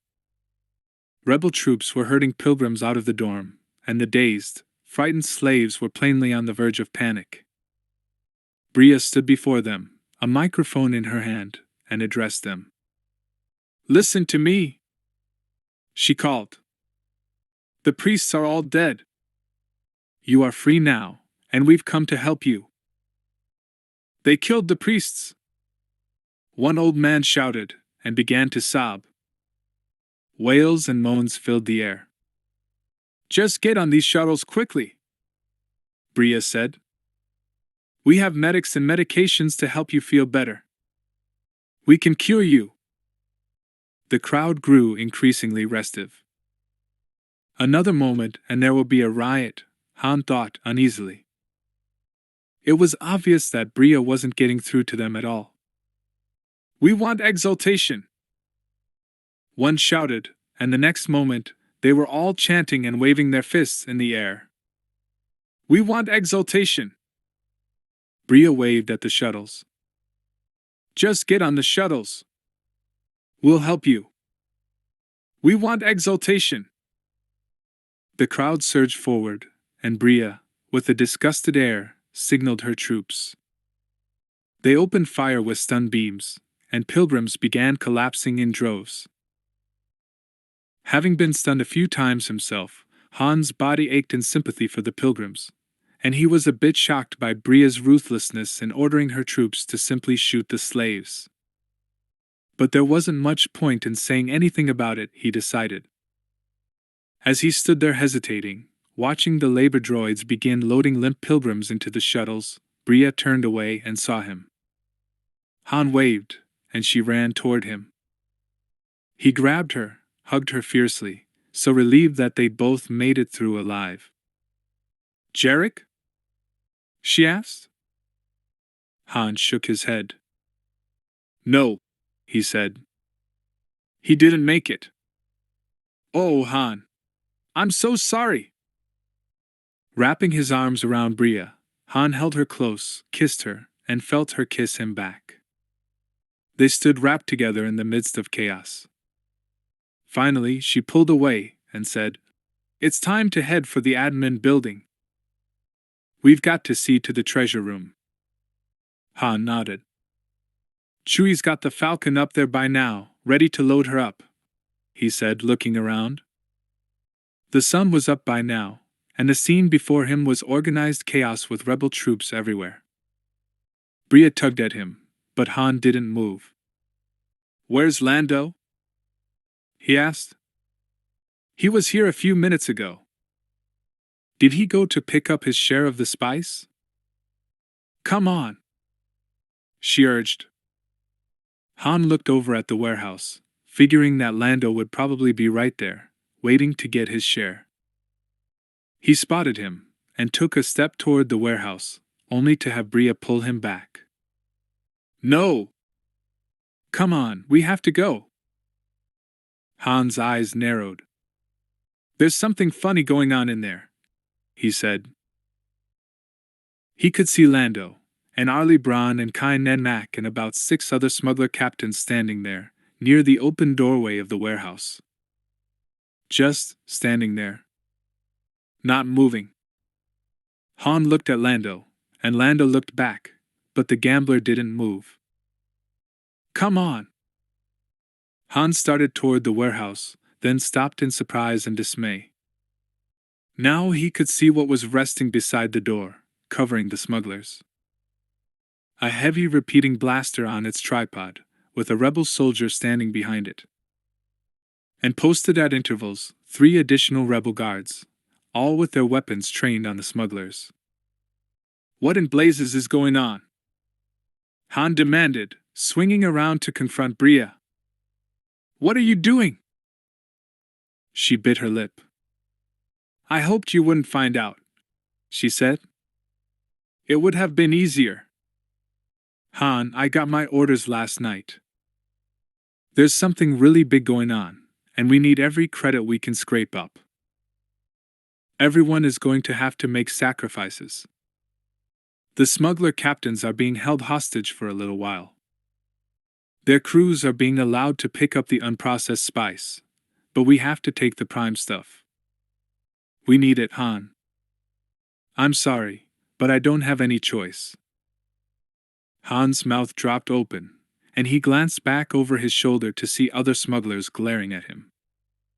Oh, blast! He thought. They think I was in on this from the beginning. What was he to do now?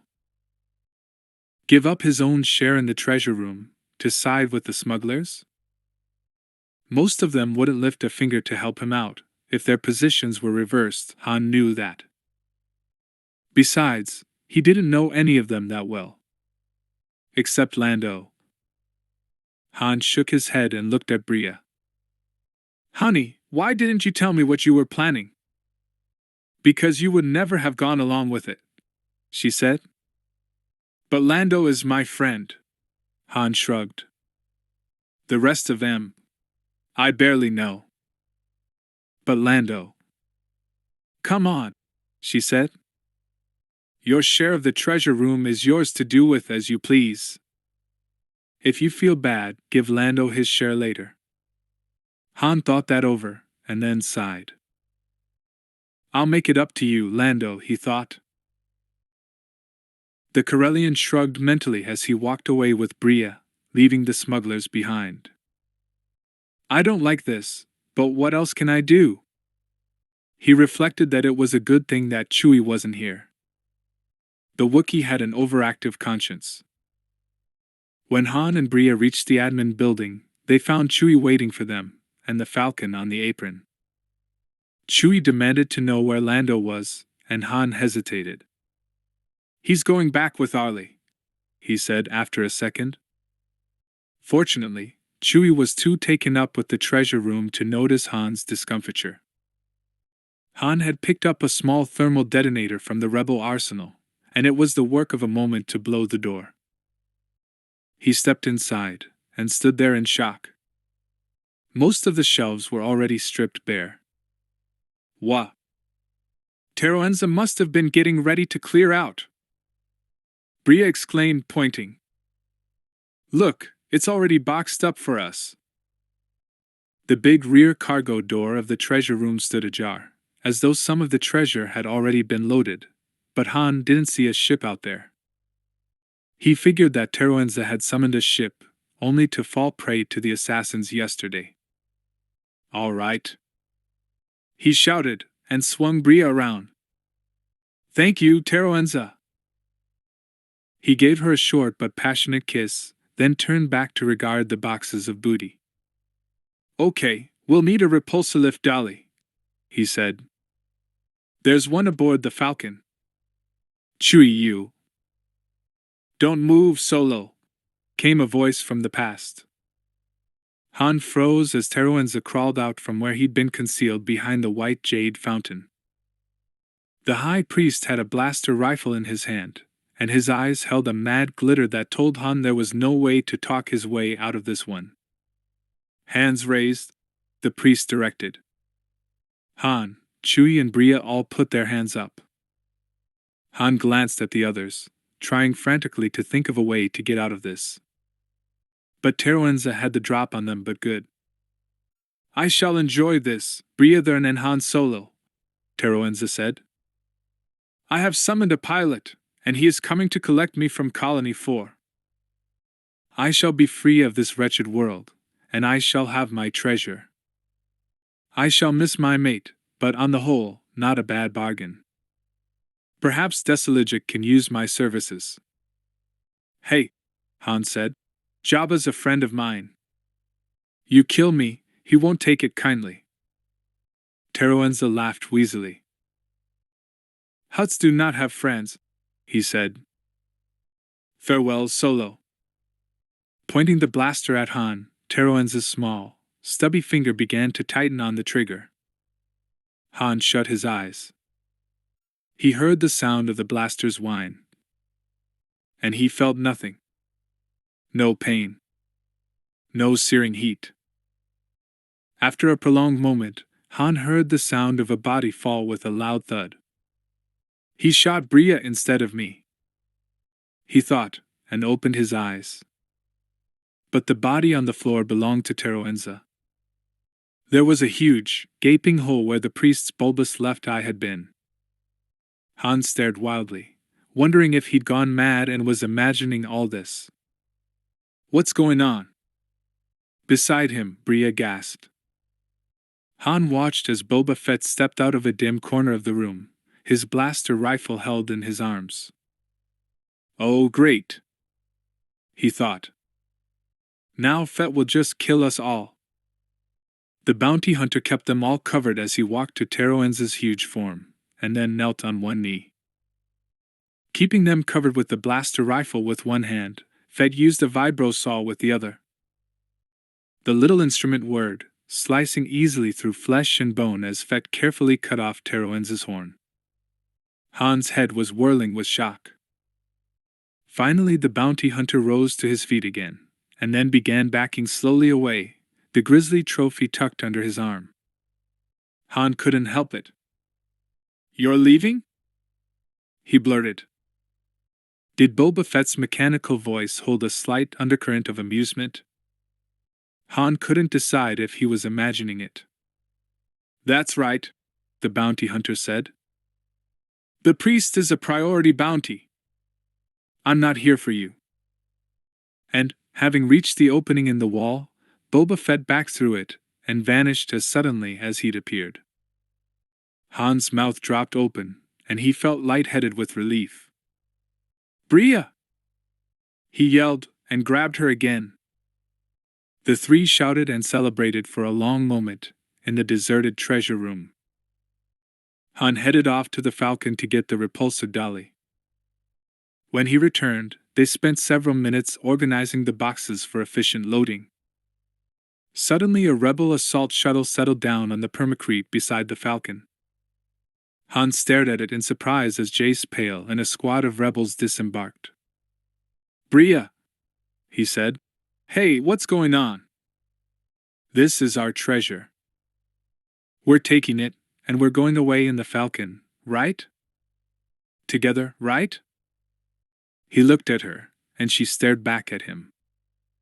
She bit her lip and didn't answer. Han felt a cold knot settle into his stomach.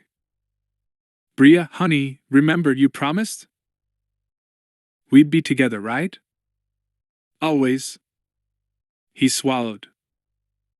Bria!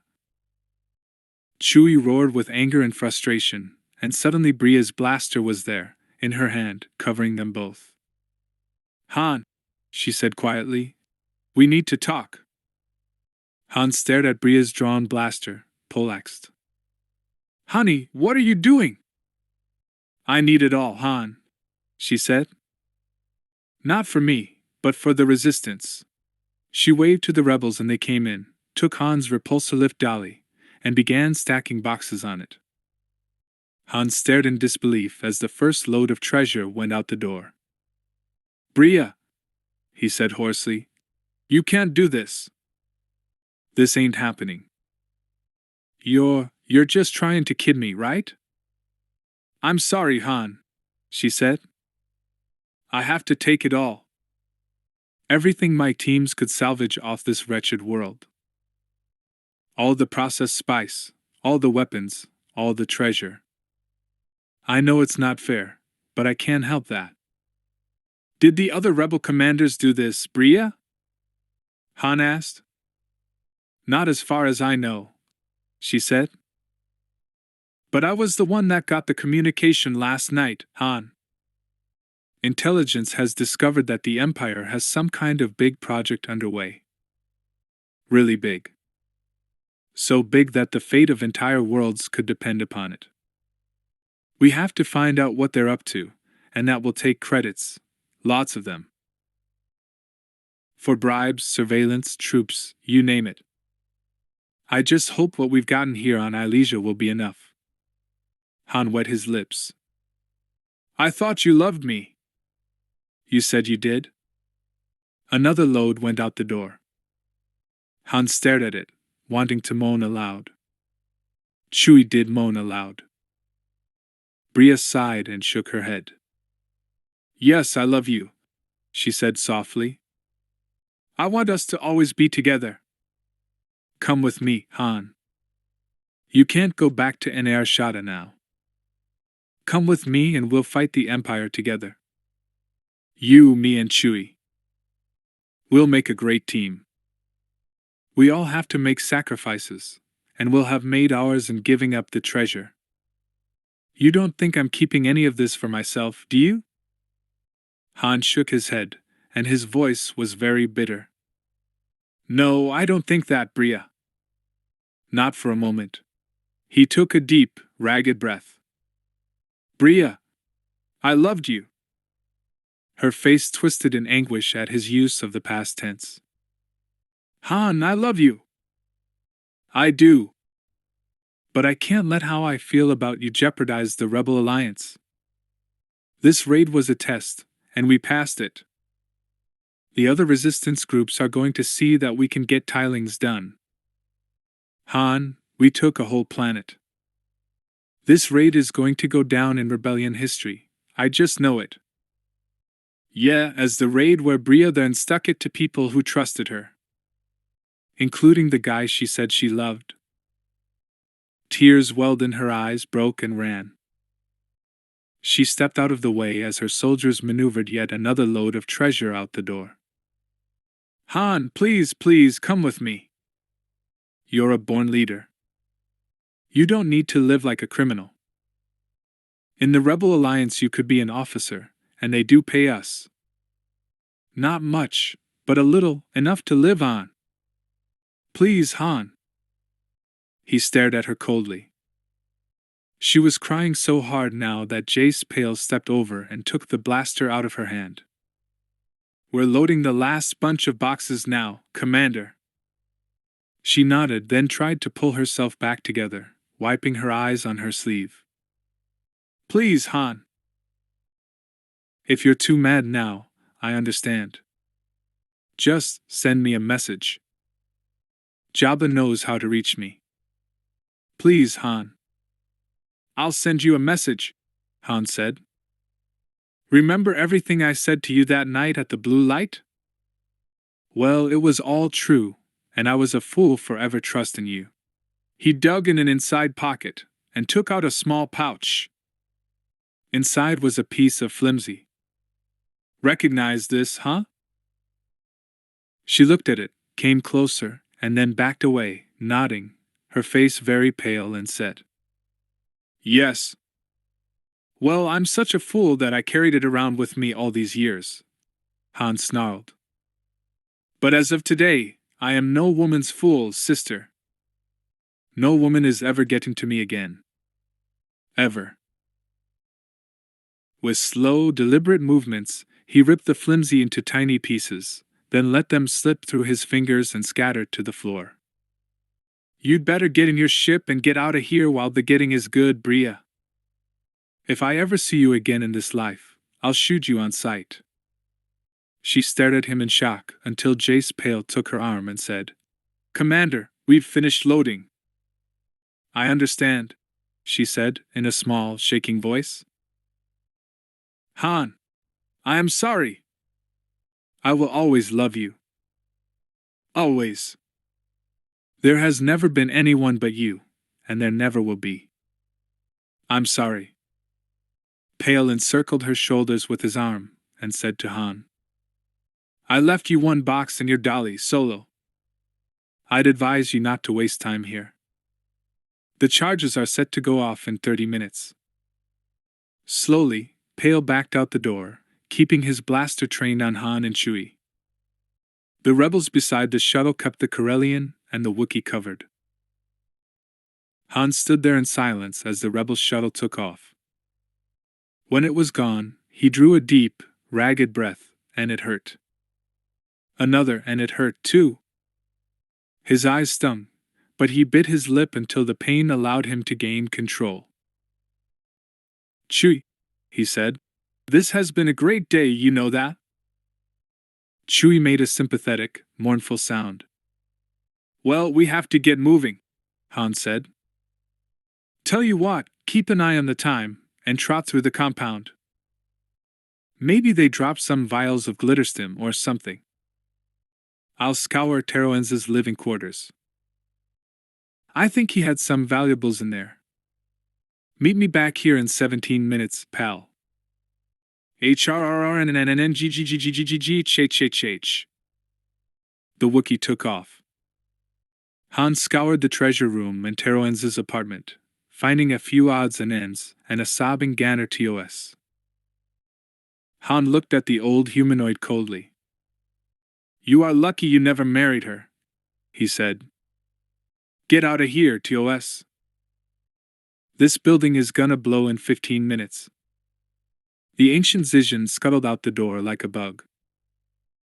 Han snorted in disgust and ransacked the apartment.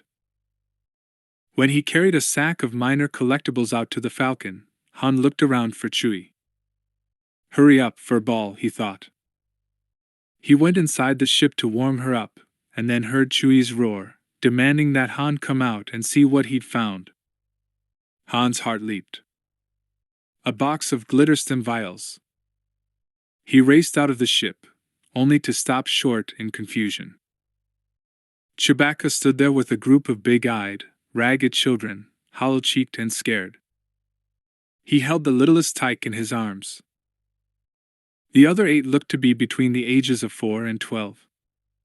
Han stared. What? Where in blazes did they come from? Chewbacca explained that he'd been scavenging amid the deserted buildings, when he'd heard sobbing down in a cellar at the back of the dorms. These children had apparently been born to some of the pilgrims, and forgotten by their exultation-addicted parents in the aftermath of the raid. All the children were human, and Han guessed they were Corellian. He groaned aloud. Chewie! You were supposed to find something valuable. Chewbacca indignantly pointed out that children were valuable. Only if we sell the little darlings as slaves, Han snarled. Chewie's upper lip drew back, and he snarled, too. Han raised his hands. Okay, I was just kidding. You know I'd never deal in slaves. But what are we gonna do with them? Chewbacca pointed out that since the buildings were going to blow up in less than 5 minutes, now was not a good time to argue about the best course of action. Han scowled. Okay, kids. Get on board. Come on. I can rustle up some emergency rations, I suppose. 2 minutes later, the Falcon took off, and Han circled once around the colony. Below him, the buildings blossomed one by one into giant fireballs. After a few hours, there would be nothing left but charred, slagged remains to be reconquered by the jungle. Durga, Lord of Besaidii, stared down at the Elysian nightside through the viewport of his yacht in disbelief. Infernos blossomed, clearly visible from space. The former sites of the colonies were marked by massive forest fires, whipped by the ever-present winds. There were survivors, Durga knew that. The Nova Force troopers who'd surrendered, old Ganner TOS. They'd contacted Durga aboard his yacht from a few portable comm units they'd salvaged. The moment the Hutt yacht achieved orbit, there they were, yammering to be rescued. But of the factories and warehouses, nothing was left except burning rubble. Gone. Durga couldn't believe it. Between one day and the next, in a matter of hours. Gone. All gone. Durga drew a deep breath and thought about the call he'd received only minutes ago from Prince Sizer. A pleasant, reassuring call, reminding Durga that he still owed Black Sun credits, but that in the wake of this disaster, Sizer would be happy to work out payment arrangements. The Black Sun leader had hinted that he'd be pleased to help Besaidii rebuild the Elysian enterprise. No, thought Durga. Not again. For one thing, the rebels had carried away thousands of pilgrims, and Zizor's intelligence indicated that they seemed to have found a cure for the exaltation addiction. With that many pilgrims telling the truth about Ilesia, it would be hard to gain new recruits. And the Tilandatil high priest whom Zir had recruited had taken one horrified look at the planet, and flatly refused to have anything to do with the whole scheme. No, Durga thought. I'll try something else next time. And there would be a next time, of course. He'd find another way to make Besaidii richer than ever. And if he, Durga, had to serve Prince Sizer, well, then, he would rise to the top of Black Sun. His immediate goal was to become a Vigo. And after that, perhaps he'd challenge Sizer himself. Or even the Emperor. Durga knew he was clever, and he figured he was just as capable of ruling imperial space as anyone. Durga glanced down at his one souvenir from this disastrous day. A long, blood-smeared horn. At least Uruk has been avenged, he thought. May he rest in peace. The Hut Lord keyed his intercom, and his pilot responded immediately. Arrange for pickup of those mercenary troops, Durga instructed. And set course for Nal Hutta. I'm done here. Take us home. Yes, Your Excellency, the pilot responded. Durga settled back and sighed. Picking up Teroenz's horn, he stroked it thoughtfully, and began planning for the future. Han Solo and Chewbacca were still arguing about what to do with the Corellian orphans when they came out of hyperspace 6 hours later, and their comm system began to beep, signaling an incoming message. Chewie insisted that they must take the children back to Corellia, so they could be cared for by family. Han protested the waste of fuel and time. Dump them in a spaceport on any civilized world, and someone will take care of them, he argued. Chewbacca commented that as a father himself, he felt their only course was to take the children back to Corellia. Han glared at the Wookiee as he activated the comm to receive the incoming message. Jabba the Hutt's image materialized atop the control panel. Han, my boy! Hello, Jabba, Han said. What's happening? Jabba frowned slightly at the Corellian's lackluster greeting, then the Hutt Lord forgot his displeasure. Han, congratulations to you. The raid was a complete success. I am very pleased. Great, said Han grimly. Is that why you made an interstellar call? Oh no, Han, Jabba chuckled. I have a load of spice I want you to pick up from Morith Duel on Kessel. Bring it to me immediately on Tatooine, understand? The deal is arranged, the spice is paid for. Okay, Jabba, Han said. My usual cut? Certainly, Jabba boomed. And perhaps a nice bonus for quick delivery. I'm on my way, Jabba. Fine, Han my boy. Jabba peered at the Corellian thoughtfully. And Han, get some rest afterward. You look a bit haggard, if you don't mind my saying so. Right, Jabba, Han said. Will do. He broke the connection and scowled. Great. A load of whiny kids, and I gotta take 'em with me on a run. Maybe I oughta consider getting out of the smuggling business, Chewie. Chewbacca's only comment was that while they were on Kessel, they needed to pick up some Tralladon milk and flatbread for sandwiches. Han groaned aloud. 12 hours later, With the load of spice safely secured in the below-deck smuggling compartments, Han eased the Falcon up from Kessel. Leaving Chewie to pass out food to the children, Han headed toward the mall, checking his course.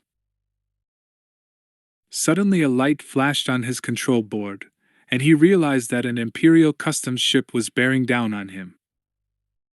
"Chewie! Get up here!"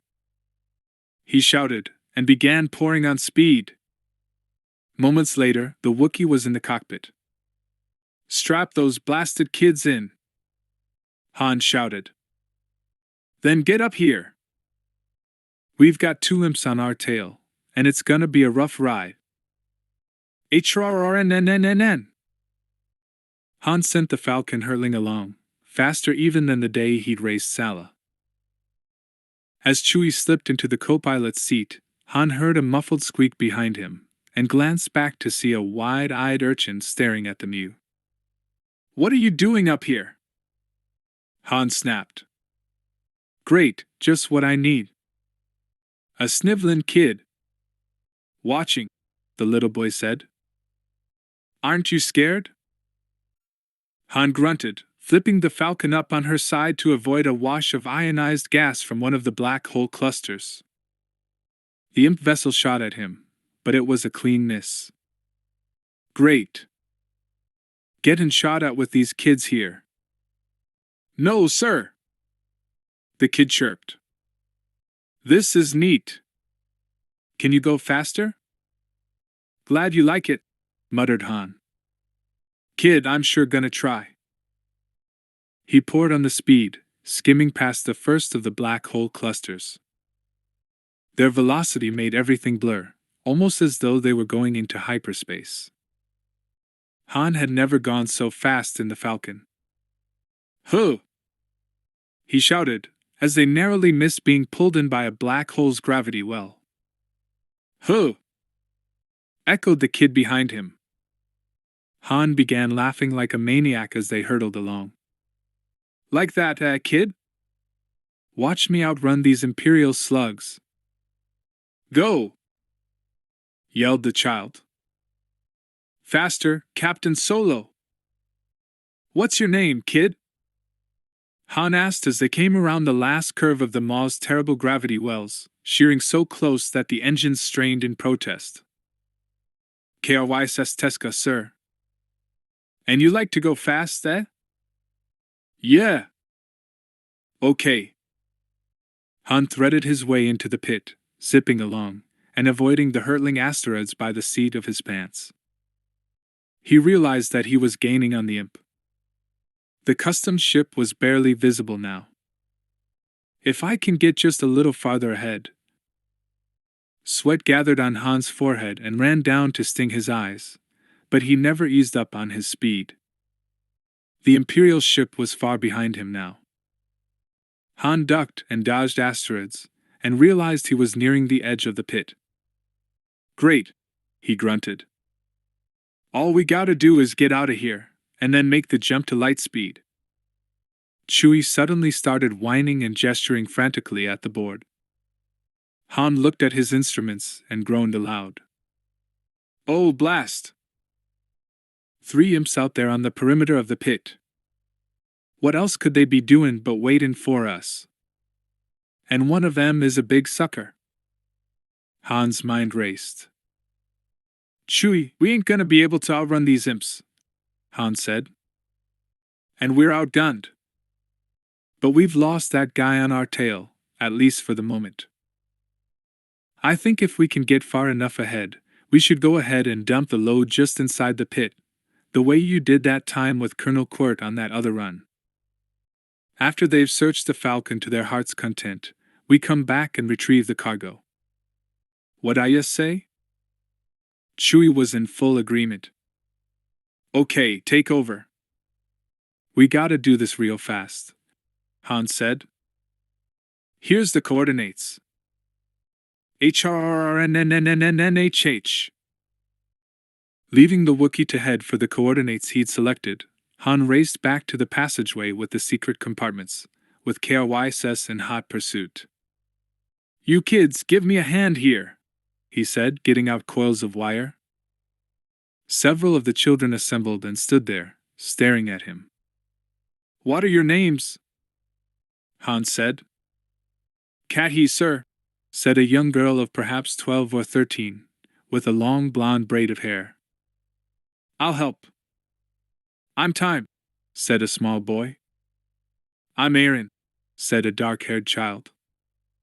"I'll help." "Good," Han grunted, heaving up the deck plates. "Help me get these barrels carried into the starboard airlock, and we'll wire 'em together." Within 2 minutes, the spice was ready to be jettisoned. Han shooed the kids out of the airlock, then closed it firmly behind them. He ignored the standard depressurization procedures, and using the manual override, forced the outer doors to slide wide apart, blowing the spice barrels out into the void. "Chewie!" he yelled. "Jettisoned! Log these coordinates."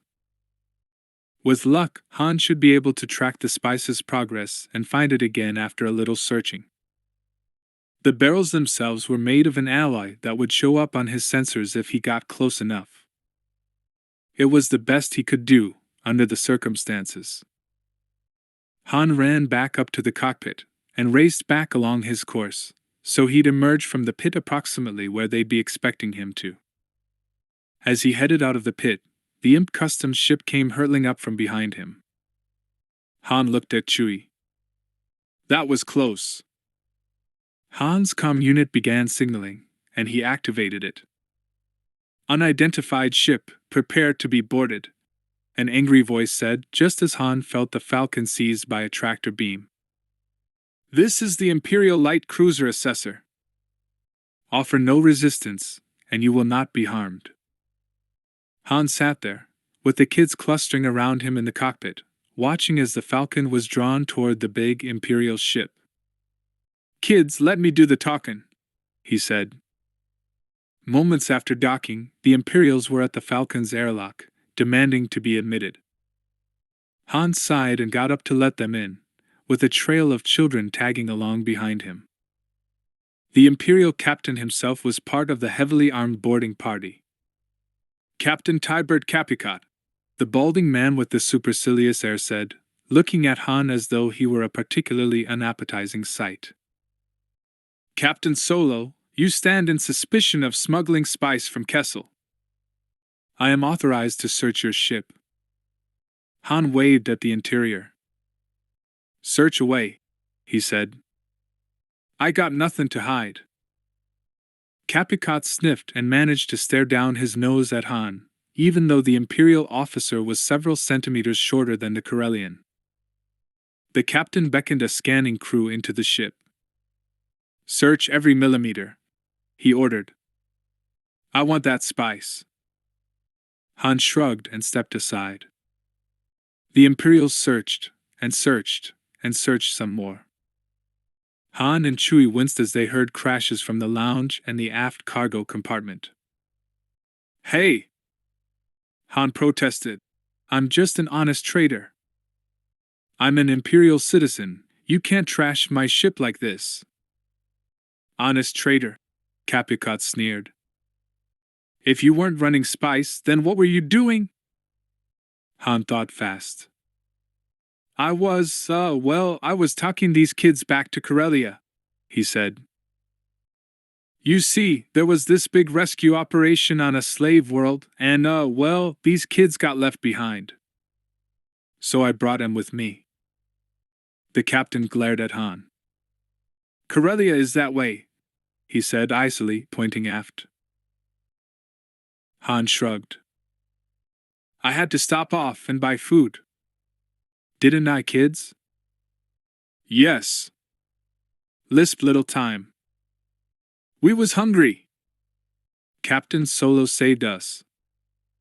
"Captain Solo risked his life for us," said Cat-He, twirling her long braid. "He's a hero."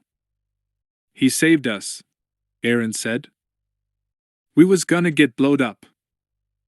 Little KRYSS came over and took Han's hand, stood looking up at the Imperial captain. "Captain Solo is the best pilot in the whole galaxy.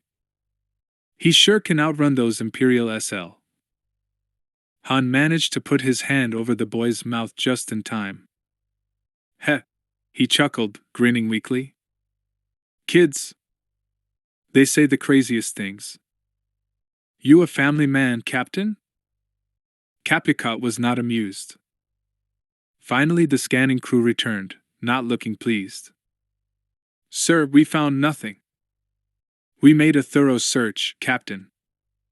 Tibert Capicat's face reddened. He stood there, searching for words, then met Han's gaze. Very well, he said. Our brave hero Captain Solo claims that he was taking these children to Corellia. Such a noble act deserves an imperial escort. Set your course for Corellia, Captain. We will escort you there. Han opened his mouth, then closed it again. With an effort, he nodded. Sure. Let's go. It took him the best part of a day to reach his homeworld. Han raged at the delay in collecting his spice. He knew that if anything happened to it, that Jabba would not be lenient. Business was business, and Hutz did not know the meaning of mercy.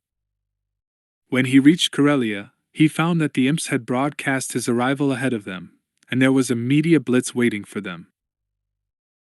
Han and Chewie were congratulated, hailed as heroes, and only the fact that Han had already won the Corellian bloodstripe kept the grateful government of his homeworld from awarding him one. Han was in a panic to get back to the pit and his dropped load of spice. Finally, he was able to say goodbye to the children, who actually were pretty good kids. He was forced to concede and head back out, a free citizen. The Corellian made best possible speed back to the pit and to the coordinates where he dropped the load of raw glitterstim. He spent the next 4 hours combing the outer edge of the asteroid field, becoming more and more frantic. It's got to be here, he exclaimed to Chewie. But it wasn't. Han searched for another 2 hours, using the auxiliary sensor units in the lounge to augment the ones in the cockpit. Suddenly he was interrupted by a roar from Chewbacca in the cockpit. I'm coming! He yelled, racing forward. Chewie pointed to the sensors showing 2 blips converging on them rapidly. Han checked the ship IDs and then swore bitterly, smacking his forehead with his hand. Great! More imps? That's all I need. Why me? He dropped into the pilot's seat and reversed course, heading back into the pit. Chewbacca growled an inquiry, wanting to know why they were running when they had no spice on board anyway. Don't you get it? Han snarled as he increased speed until the asteroids zipped past them in a blur. They must have found the spice we dumped, and they know what we were searching for. You know Capicat didn't believe us. He's behind this. These slugs will arrest us on suspicion of smuggling and impound the Falcon. We'll never get her back. He made a hard turn to port to avoid an asteroid the size of an imp destroyer. Besides, he added, I don't want them trashing the ship again searching her. We just got done cleaning up the mess Capicat and his boys made. Together, Han and Chewie sent the Falcon streaking back through the pit, toward the mall.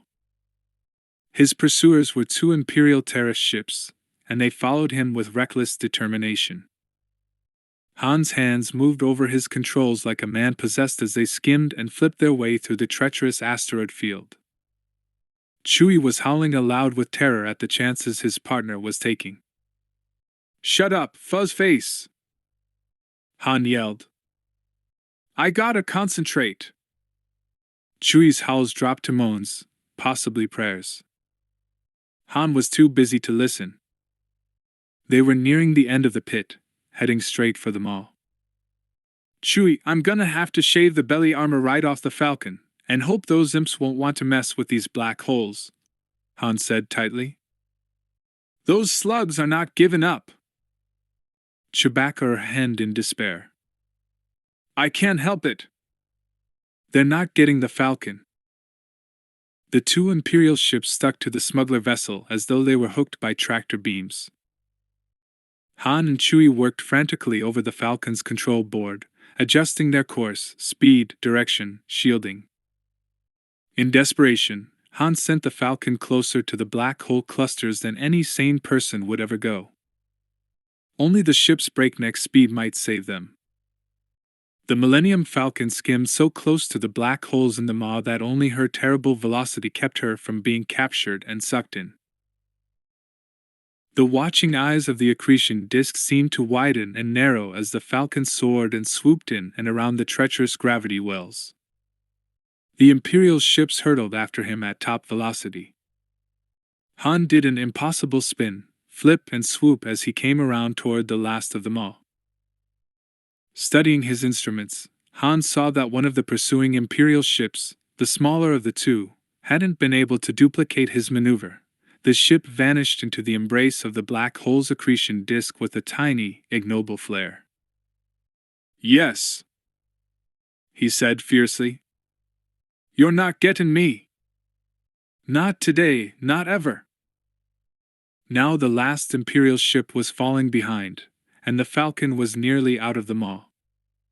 "Yes, Chewie! We did it! Han!" Han sent the Falcon hurtling past Kessel, and then, suddenly they were free of the gravity wells. Han hastily bent over the navicomputer, then a moment later, shouted, "Course laid in! Punch it, Chewie!" Moments later they were safe in hyperspace. Han slumped back in his seat. "That was too close," he muttered hoarsely. Chewie agreed. As he sagged in his seat, Han noticed something. "Hey, Chewie! Look!" He pointed at the instruments. "We set a record!" Chewie commented bitterly that their speed record had come at the expense of his nerves. Han's eyes narrowed. "Hey, this is weird," he said. "It says we actually shortened the distance we traveled, not just the time. Less than 12 parsecs. Chewie growled skeptically and rapped on the distance gauge with hairy knuckles, commenting that Han's wild piloting must have caused a short, and the gauge was off. Han argued, but when Chewbacca, short-tempered, snarled at him, he gave up. Okay, I'm too tired to argue," he said, throwing up his hands. "But I did do it in under 12 parsecs," he thought stubbornly. But now he had more pressing problems to consider than speed or distance records. What in the universe was he going to tell Jabba? Han faced the craggy, scarred hollow image of Bidlo Quirv, Jabba the Hutt's Corellian majordomo. Behind Quirv he could see the sand-colored walls of the Hutt Lord's desert palace on Tatooine. "Hey, Quirv," Han said. "Let me speak to the boss, please." The ugly Corellian thug had jet-black hair with a vivid white stripe running through it, and vivid green eyes. Quirv smiled, a small and nasty smile. "Hey, it's Solo," he said. "Jabba's been calling you." "Where you been, Solo?" "Here and there," Han said shortly. He didn't like being played with. "Ran into a bit of trouble with the imps." "Well, that's too bad," Quirv said. "Let me see if I can get Jabba to talk to you. Last time I knew, he was pretty ticked 'cause you're overdue with that cargo. He's got some plans for that spice." Han stared stonily into the calm. "Just patch me through, Quirv, and stuff the jokes." "Oh ho, who said I was joking, Solo?" The Corellian majordomo's scarred visage disappeared in a wash of static, and for a moment Han thought he'd cut the transmission. He reached out to break the connection himself, when the static was suddenly gone, replaced by Jabba's massive hollow image. "Jabba!" Han blurted, in mingled relief and trepidation. "Hey, listen. I got a little problem." Jabba did not look happy. He was smoking some brown substance that rolled around in the combination hookah and snackwarium he'd inherited from the dead Giliac, and his huge pupils were dilated from the drug. Great, Han thought. I had to call when he was spiced. Hey Jabba, he said. It's me, Han. Jabba blinked several times and finally managed to focus. Han! Boomed the leader of Desiligic. Where have you been? I was expecting you here last week. Well, Jabba, that's what I called to tell you about, Han said. Listen, it's not my fault. Jabba blinked muzzily. Han, my boy, what are you saying? Where is my load of glitterstim? The Corellian swallowed. Yeah, about that load, Jabba. Well, you see, it was almost like they'd set a trap for me.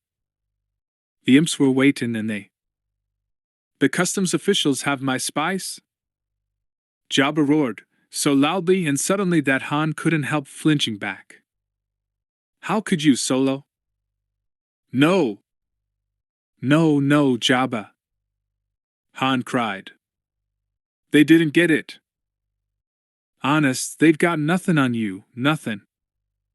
But, in order to keep the customs guys from finding it, I had to dump it. I marked it, but they wouldn't let me go right away. And when I went back for it, it was gone, Jabba. My spice is gone, Jabba said, staring blearily at Han, his voice ominously quiet. Yeah? But hey, Jabba, don't worry. I'll make it up to you, I promise. Me and Chewie will work it off, we'll pay you the value, don't worry. You know we're good for it. And honest, Jabba, I got a feeling I was set up, you know? How many people besides you and Morith Duel knew I was going on a run? Jabba ignored Han's question. His bulbous eyes blinked rapidly as he took several puffs on the hookah. Then, reaching out, he grabbed a wriggler from the liquid-filled globe and stuffed the squirming thing into his mouth. Han! Han, my boy, you know I love you like a son, he said slowly, portentously. But business is business, and you've broken my primary rule. I can't make exceptions just because I am fond of you. That load cost me 12,400 credits. Deliver the spice or the credits to me within 10 days, or face the consequences. Han wet his lips. 10 days, but Jabba. The connection was abruptly broken. Han sagged back in his pilot's seat, wrung out. What am I gonna do? 6 days later, having tried and failed to scrape up the credits from some of the sentients who owed him money, Han went back to Nar Shaddaa. He hated to do it, but he was going to have to borrow the credits from friends. He discovered that someone involved in that nightmare run, some imp officer or trooper, had evidently talked about what had happened. His fellow smugglers regarded him with a mixture of awe and trepidation. All because he'd set a new record for the run, trepidation because the news was out. Jabba was displeased, most displeased, with his former favorite pilot.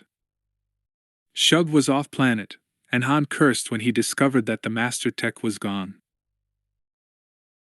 He knew Shug was good for that much, though it would strain his resources. Han made the rounds, managed to pick up a couple of thousand credits by calling in some old favors. But news of what had happened to some of the captains on Ilesia had spread, and several people simply looked the other way when Han approached. Han finally went to Lando's place. He didn't want to, but he was out of options. He knocked on the door, and heard the gambler's sleepy voice from inside. Who is it? Lando, it's me, he called. Han. The Corellian heard steps, then suddenly Lando jerked the door open. Before Han could utter a single word, the gambler's fist lashed out in a vicious sucker punch, catching Han in the jaw and sending him flying back across the hallway. The Corellian slammed into the wall, then slid down, landing on his rear. Han grabbed his jaw, spots dancing before his eyes, struggling to speak. Lando loomed over him. You have got to have the most colossal nerve in the entire galaxy, coming here after what you pulled on Ilesia. He yelled. You're lucky I don't just shoot you, you lousy, low-life, double-crosser. Lando. Han managed to croak. I swear I didn't know what she was planning. I swear. Right. Lando sneered. Sure you didn't. Would I have come here like this if I wasn't innocent? Han mumbled. His jaw wasn't working very well. He could feel it swelling. Lando, she did it to me, too. I didn't get nothing from that trip. Nothing. I don't believe you, Lando said coldly. But if I did, I'd say good. You two deserve each other. Lando, Han said, I lost a load of spice I was carrying for Jabba. I'm desperate, buddy. I need to borrow. What? Lando grabbed Han's jacket in both hands and yanked the pilot to his feet. He slammed the Corellian against the wall. The gambler's dark face was barely a hand's breadth from Han's. You came here to ask me for a loan? Han managed to nod. I'm good for it, honest. Get this through your head, Solo, Lando snarled. We've been friends in the past, so I'm not going to do what you so richly deserve and blow your head off. But don't ever come near me again. Slamming Han against the wall one more time, Lando let the Corellian go. Han slid down the wall again, as Lando stormed back into his flat. The door banged shut, and Han heard the lock click. Slowly, painfully, Han got to his feet. His jaw was throbbing, and he tasted blood. Well, that's that, he thought, staring at the closed door. Now what? We're not going to get out of here, are we?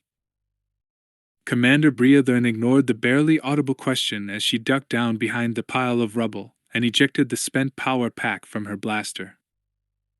Or tried to. The pack was jammed. Looking at her weapon, she saw that the constant firing from the past few minutes of battle had fused the power connectors together, making it impossible to remove the empty pack. She swore under her breath and crawled over to the body next to her. Jace Pale's features were frozen into an expression of tight, concentrated anger.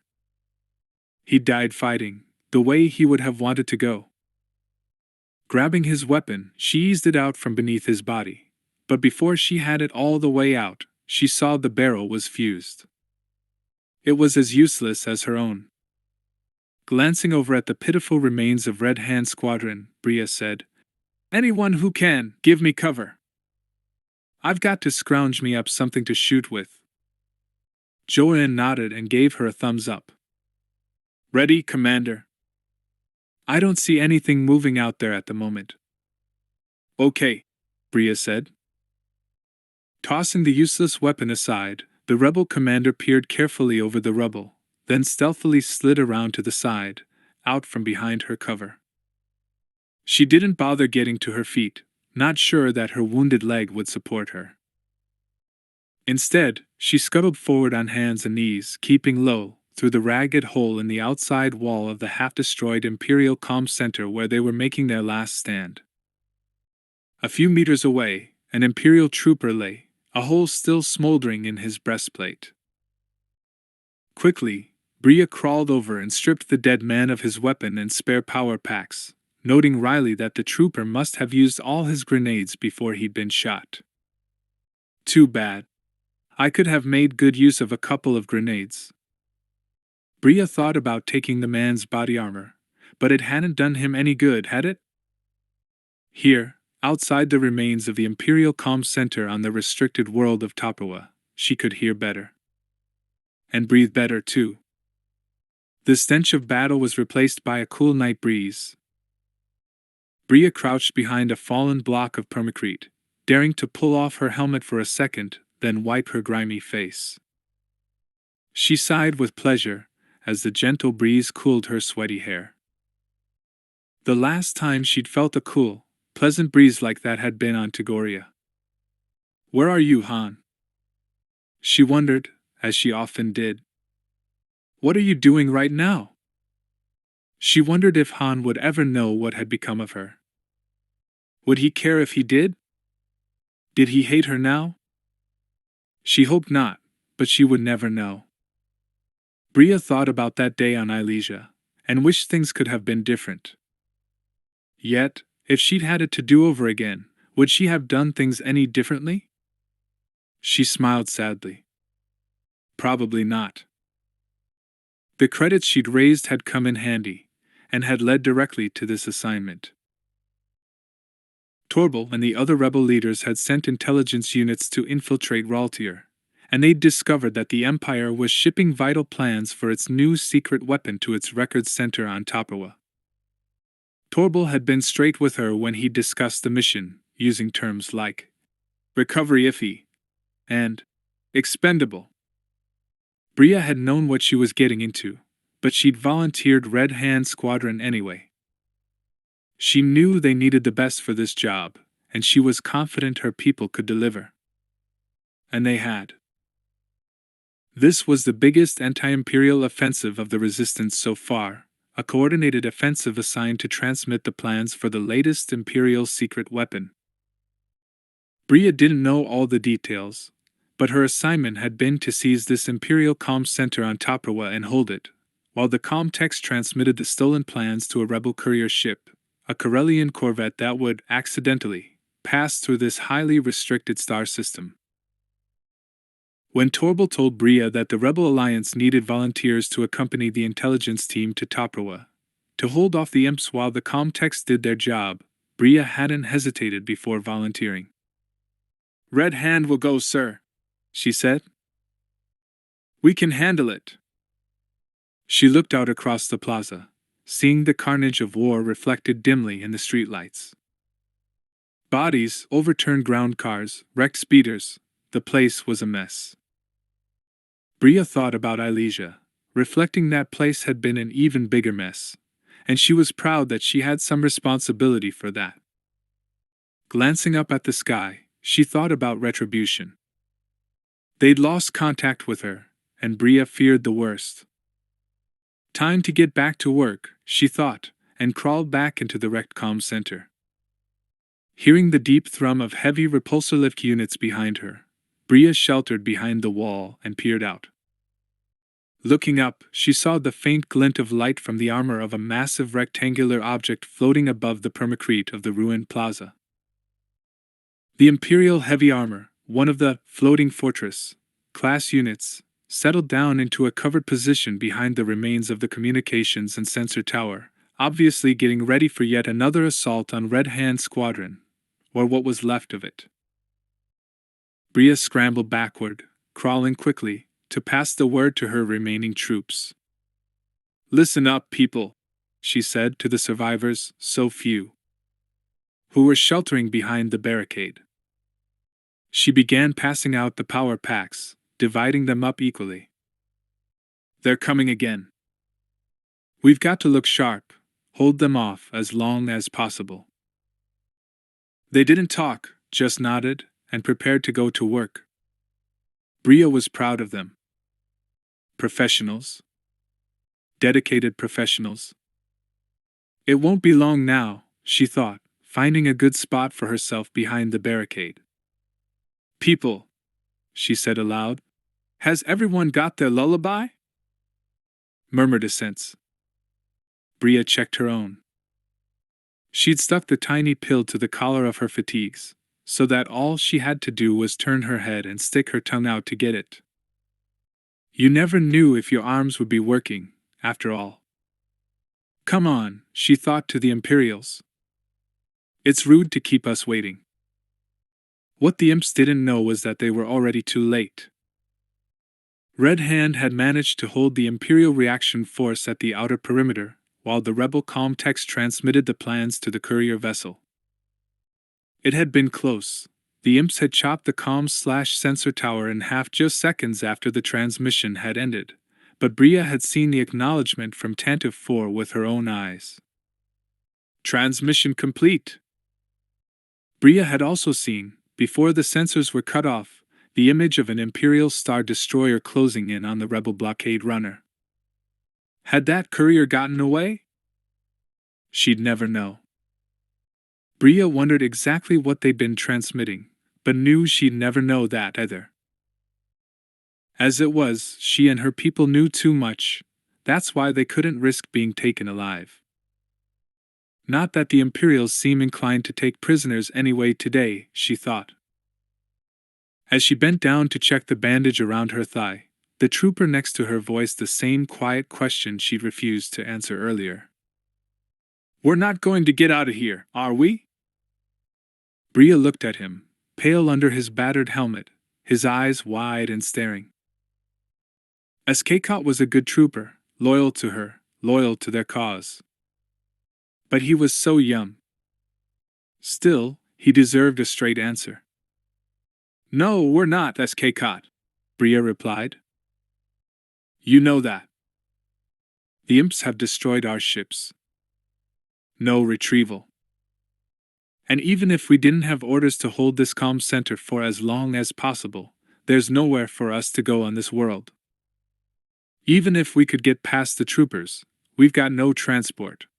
She gave him a wry grin and gestured at her wounded leg. I'd look really silly trying to hop out of here, wouldn't I? He nodded, and his face twisted with anguish. She looked at him closely. SK-Cot, we can't be captured. You understand that, right? He nodded again, then took out his lullaby and stuck it to his collar, the way Bria had. Yeah, Commander. I understand. His voice was shaking, but his hands on his weapon were steady. He leaned closer to her, not wanting the others to hear. Commander, I don't want to die. His admission seemed to drain him, and he trembled. Help me with this bandage, would you, SK-Cot? She said, motioning for him to tighten the medpack tighter on her leg. The kid's hands steadied a bit as he pulled on the straps binding it to her wound. Tighter! She told him, and he leaned back, putting his weight into it. A jolt of pain got though to Bria, past the painkillers that let her move about despite her injury. There, that's got it. Young Burrid sagged down next to her. Bria put her arm around him, as she would a brother she loved, and leaned close to him. I don't want to die there, SK-Cot. But I sure as blazes don't want the Empire to win. I don't want good people massacred, or taken as slaves, or taxed until they can't feed their families or live a decent life.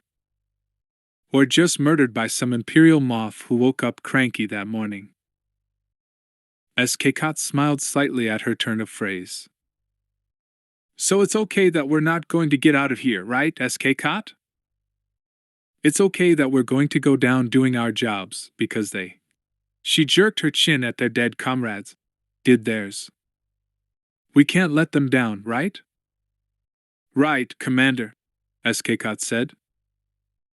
Bria hugged him tight, with a small, sad smile, and he returned it. He'd stopped shaking. Just then, Joanne, keeping lookout, called, They're moving out there. Bria rolled aside, pushing SK-Cot toward his position. She looked quickly between two pieces of rubble, and without taking her eyes off the opening, issued orders. Joanne, you stay down at first and get your launcher ready. After the rest of us open up, try to duck out and nail that floating fortress. Got that? Yes, Commander. People, remember to change positions after shooting, or they'll zero in on you with the repeating blasters. Everyone ready? Murmured affirmatives answered her. Picking up her borrowed blaster carbine, Bria checked the charge. Sighting down the barrel, she thought, Goodbye, Han. Something moved in the breached wall. Bria took a deep breath. Open fire! Tatooine is such a dump, Han thought, as he and Chewie made their way along the night-dark back streets. Jayless Neville was so right. The two smugglers had arrived just hours ago. Han had decided that the only way to approach Jabba for more time to pay off the dumped load of spice was to talk to him in person. But things weren't looking too promising. So far he'd been unable to reach Jabba on the comm to request an audience. And back in Docking Bay 94 where the Falcon was berthed, he'd encountered that dumb Ra-Dian, Greedo, nosing around. The fool had tried to shake Han down for a payoff, implying that Jabba had taken a bounty out on the Corellian.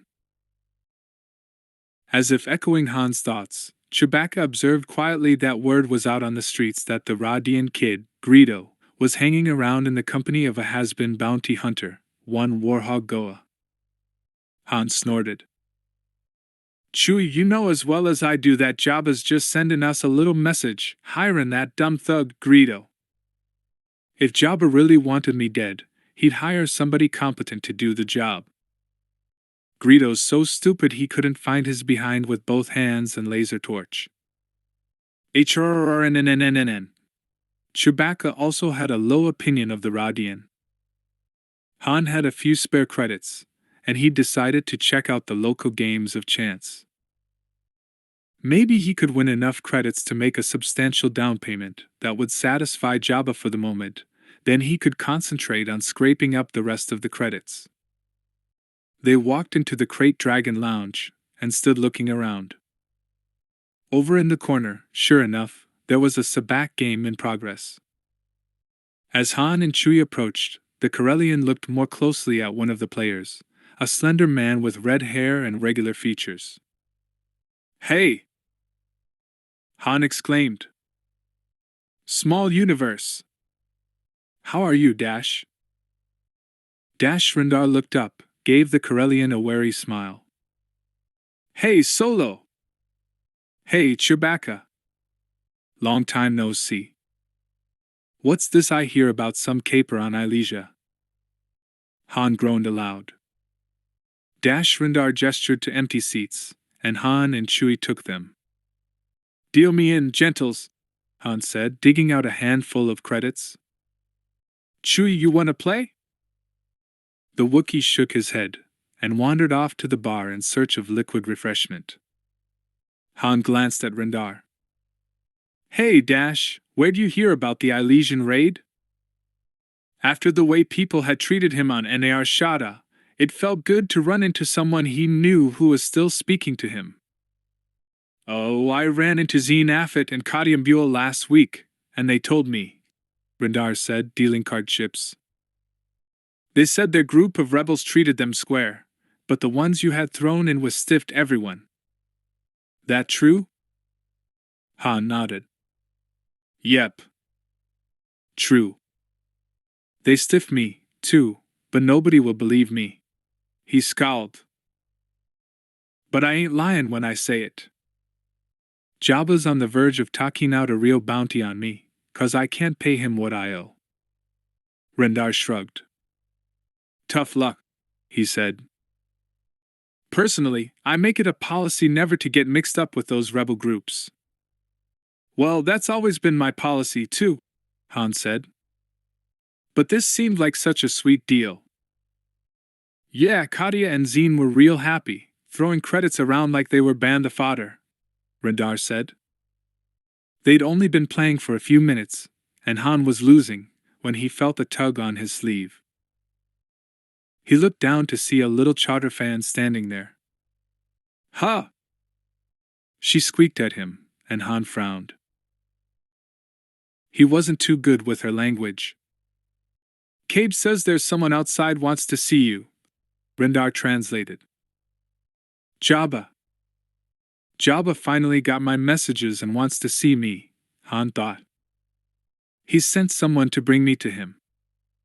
Now I can talk to him, smooth things over." Han tossed in his card chips and stood up, motioning to Chewie to finish off his drink. "Okay, deal me out on this hand. I might be back later." With one hand on the grip of his blaster, Han and the Wookiee followed the street urchin out the back door, into the alley.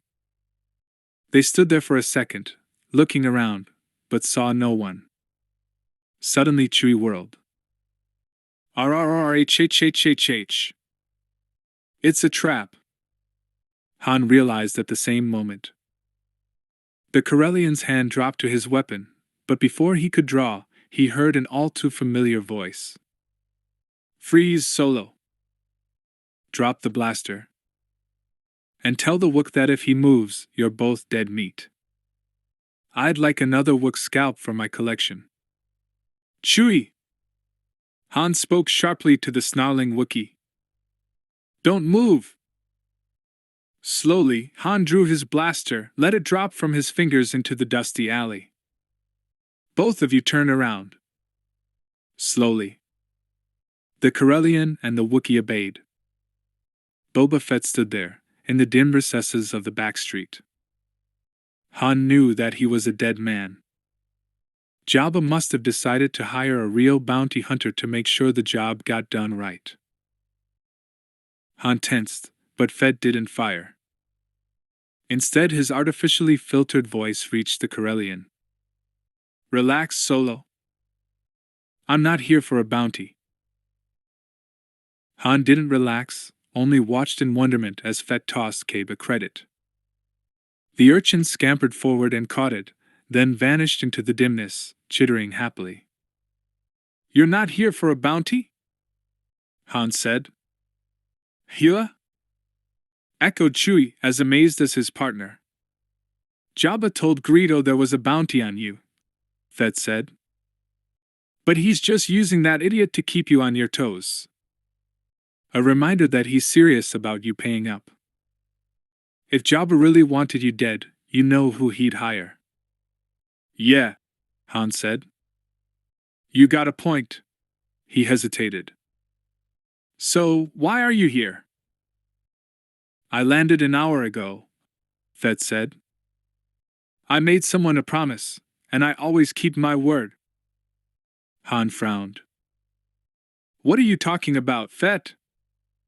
She's dead, Boba Fett said. I promised her a while back that if she died, I'd tell her father, so he wouldn't spend his life wondering what had happened to her. But she never got around to telling me his name. So I decided to tell you, so you can send her a message. Dead? Han whispered through stiff lips. Bria? Yes. Han felt as though he'd been gut-punched. Chewie made a soft sound of sympathy, and put a hairy hand on his friend's shoulder. Han stood there for a long moment, trying to deal with all the conflicting emotions. Grief was uppermost in his mind. Grief and regret. Dead? He repeated dully. How did you find out?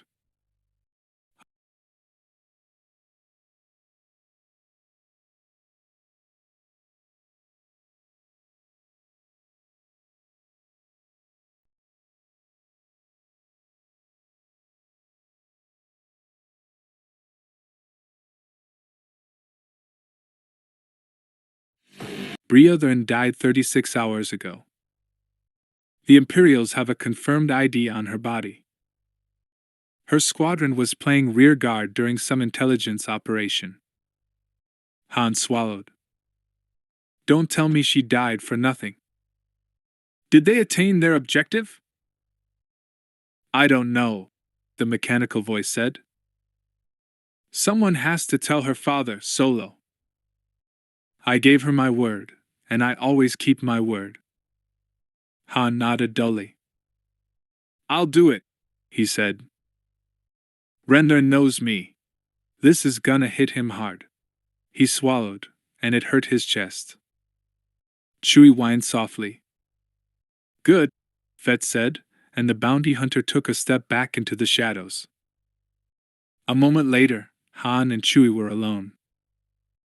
Slowly, the Corellian reached down and retrieved his blaster. Memories of Bria assailed him. Did you think of me, honey? He wondered. I hope it was quick and painless.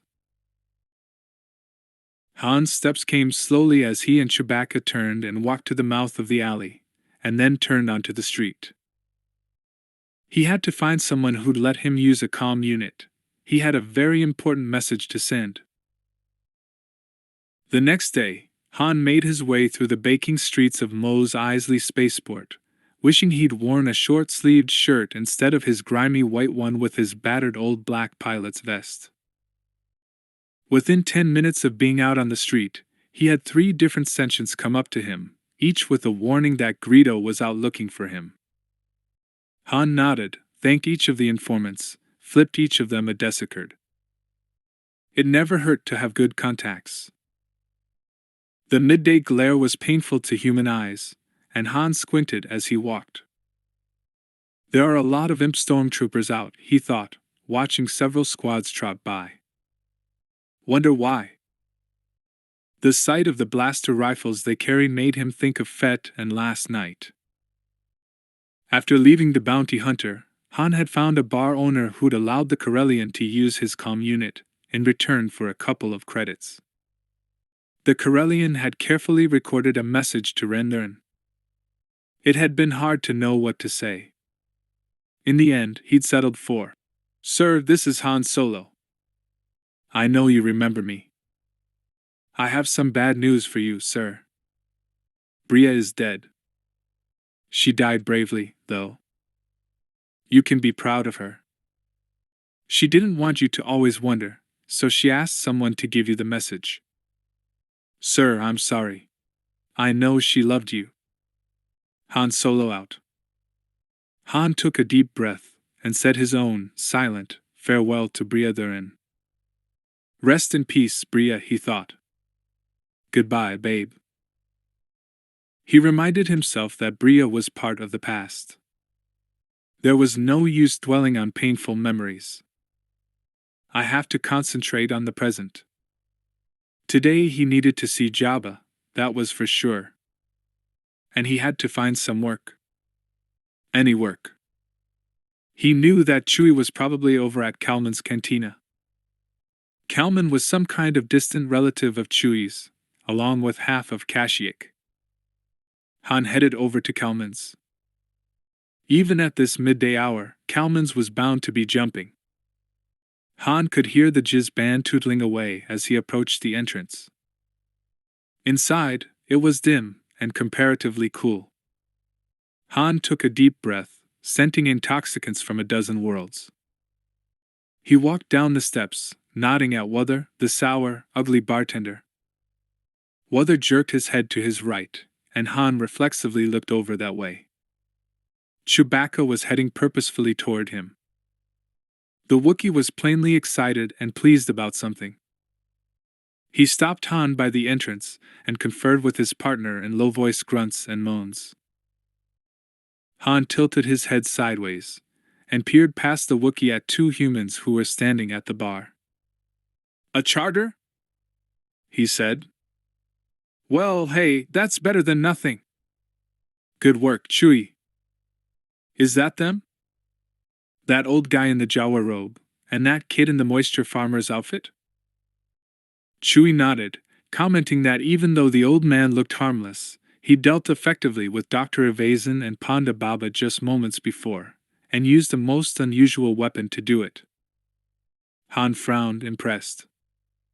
"Pulled a lightsaber, you say?" "Huh. I didn't know anyone still had them." "Okay, I'll work out the details with the old guy and the kid. You take him over to that empty booth and I'll join you in a second."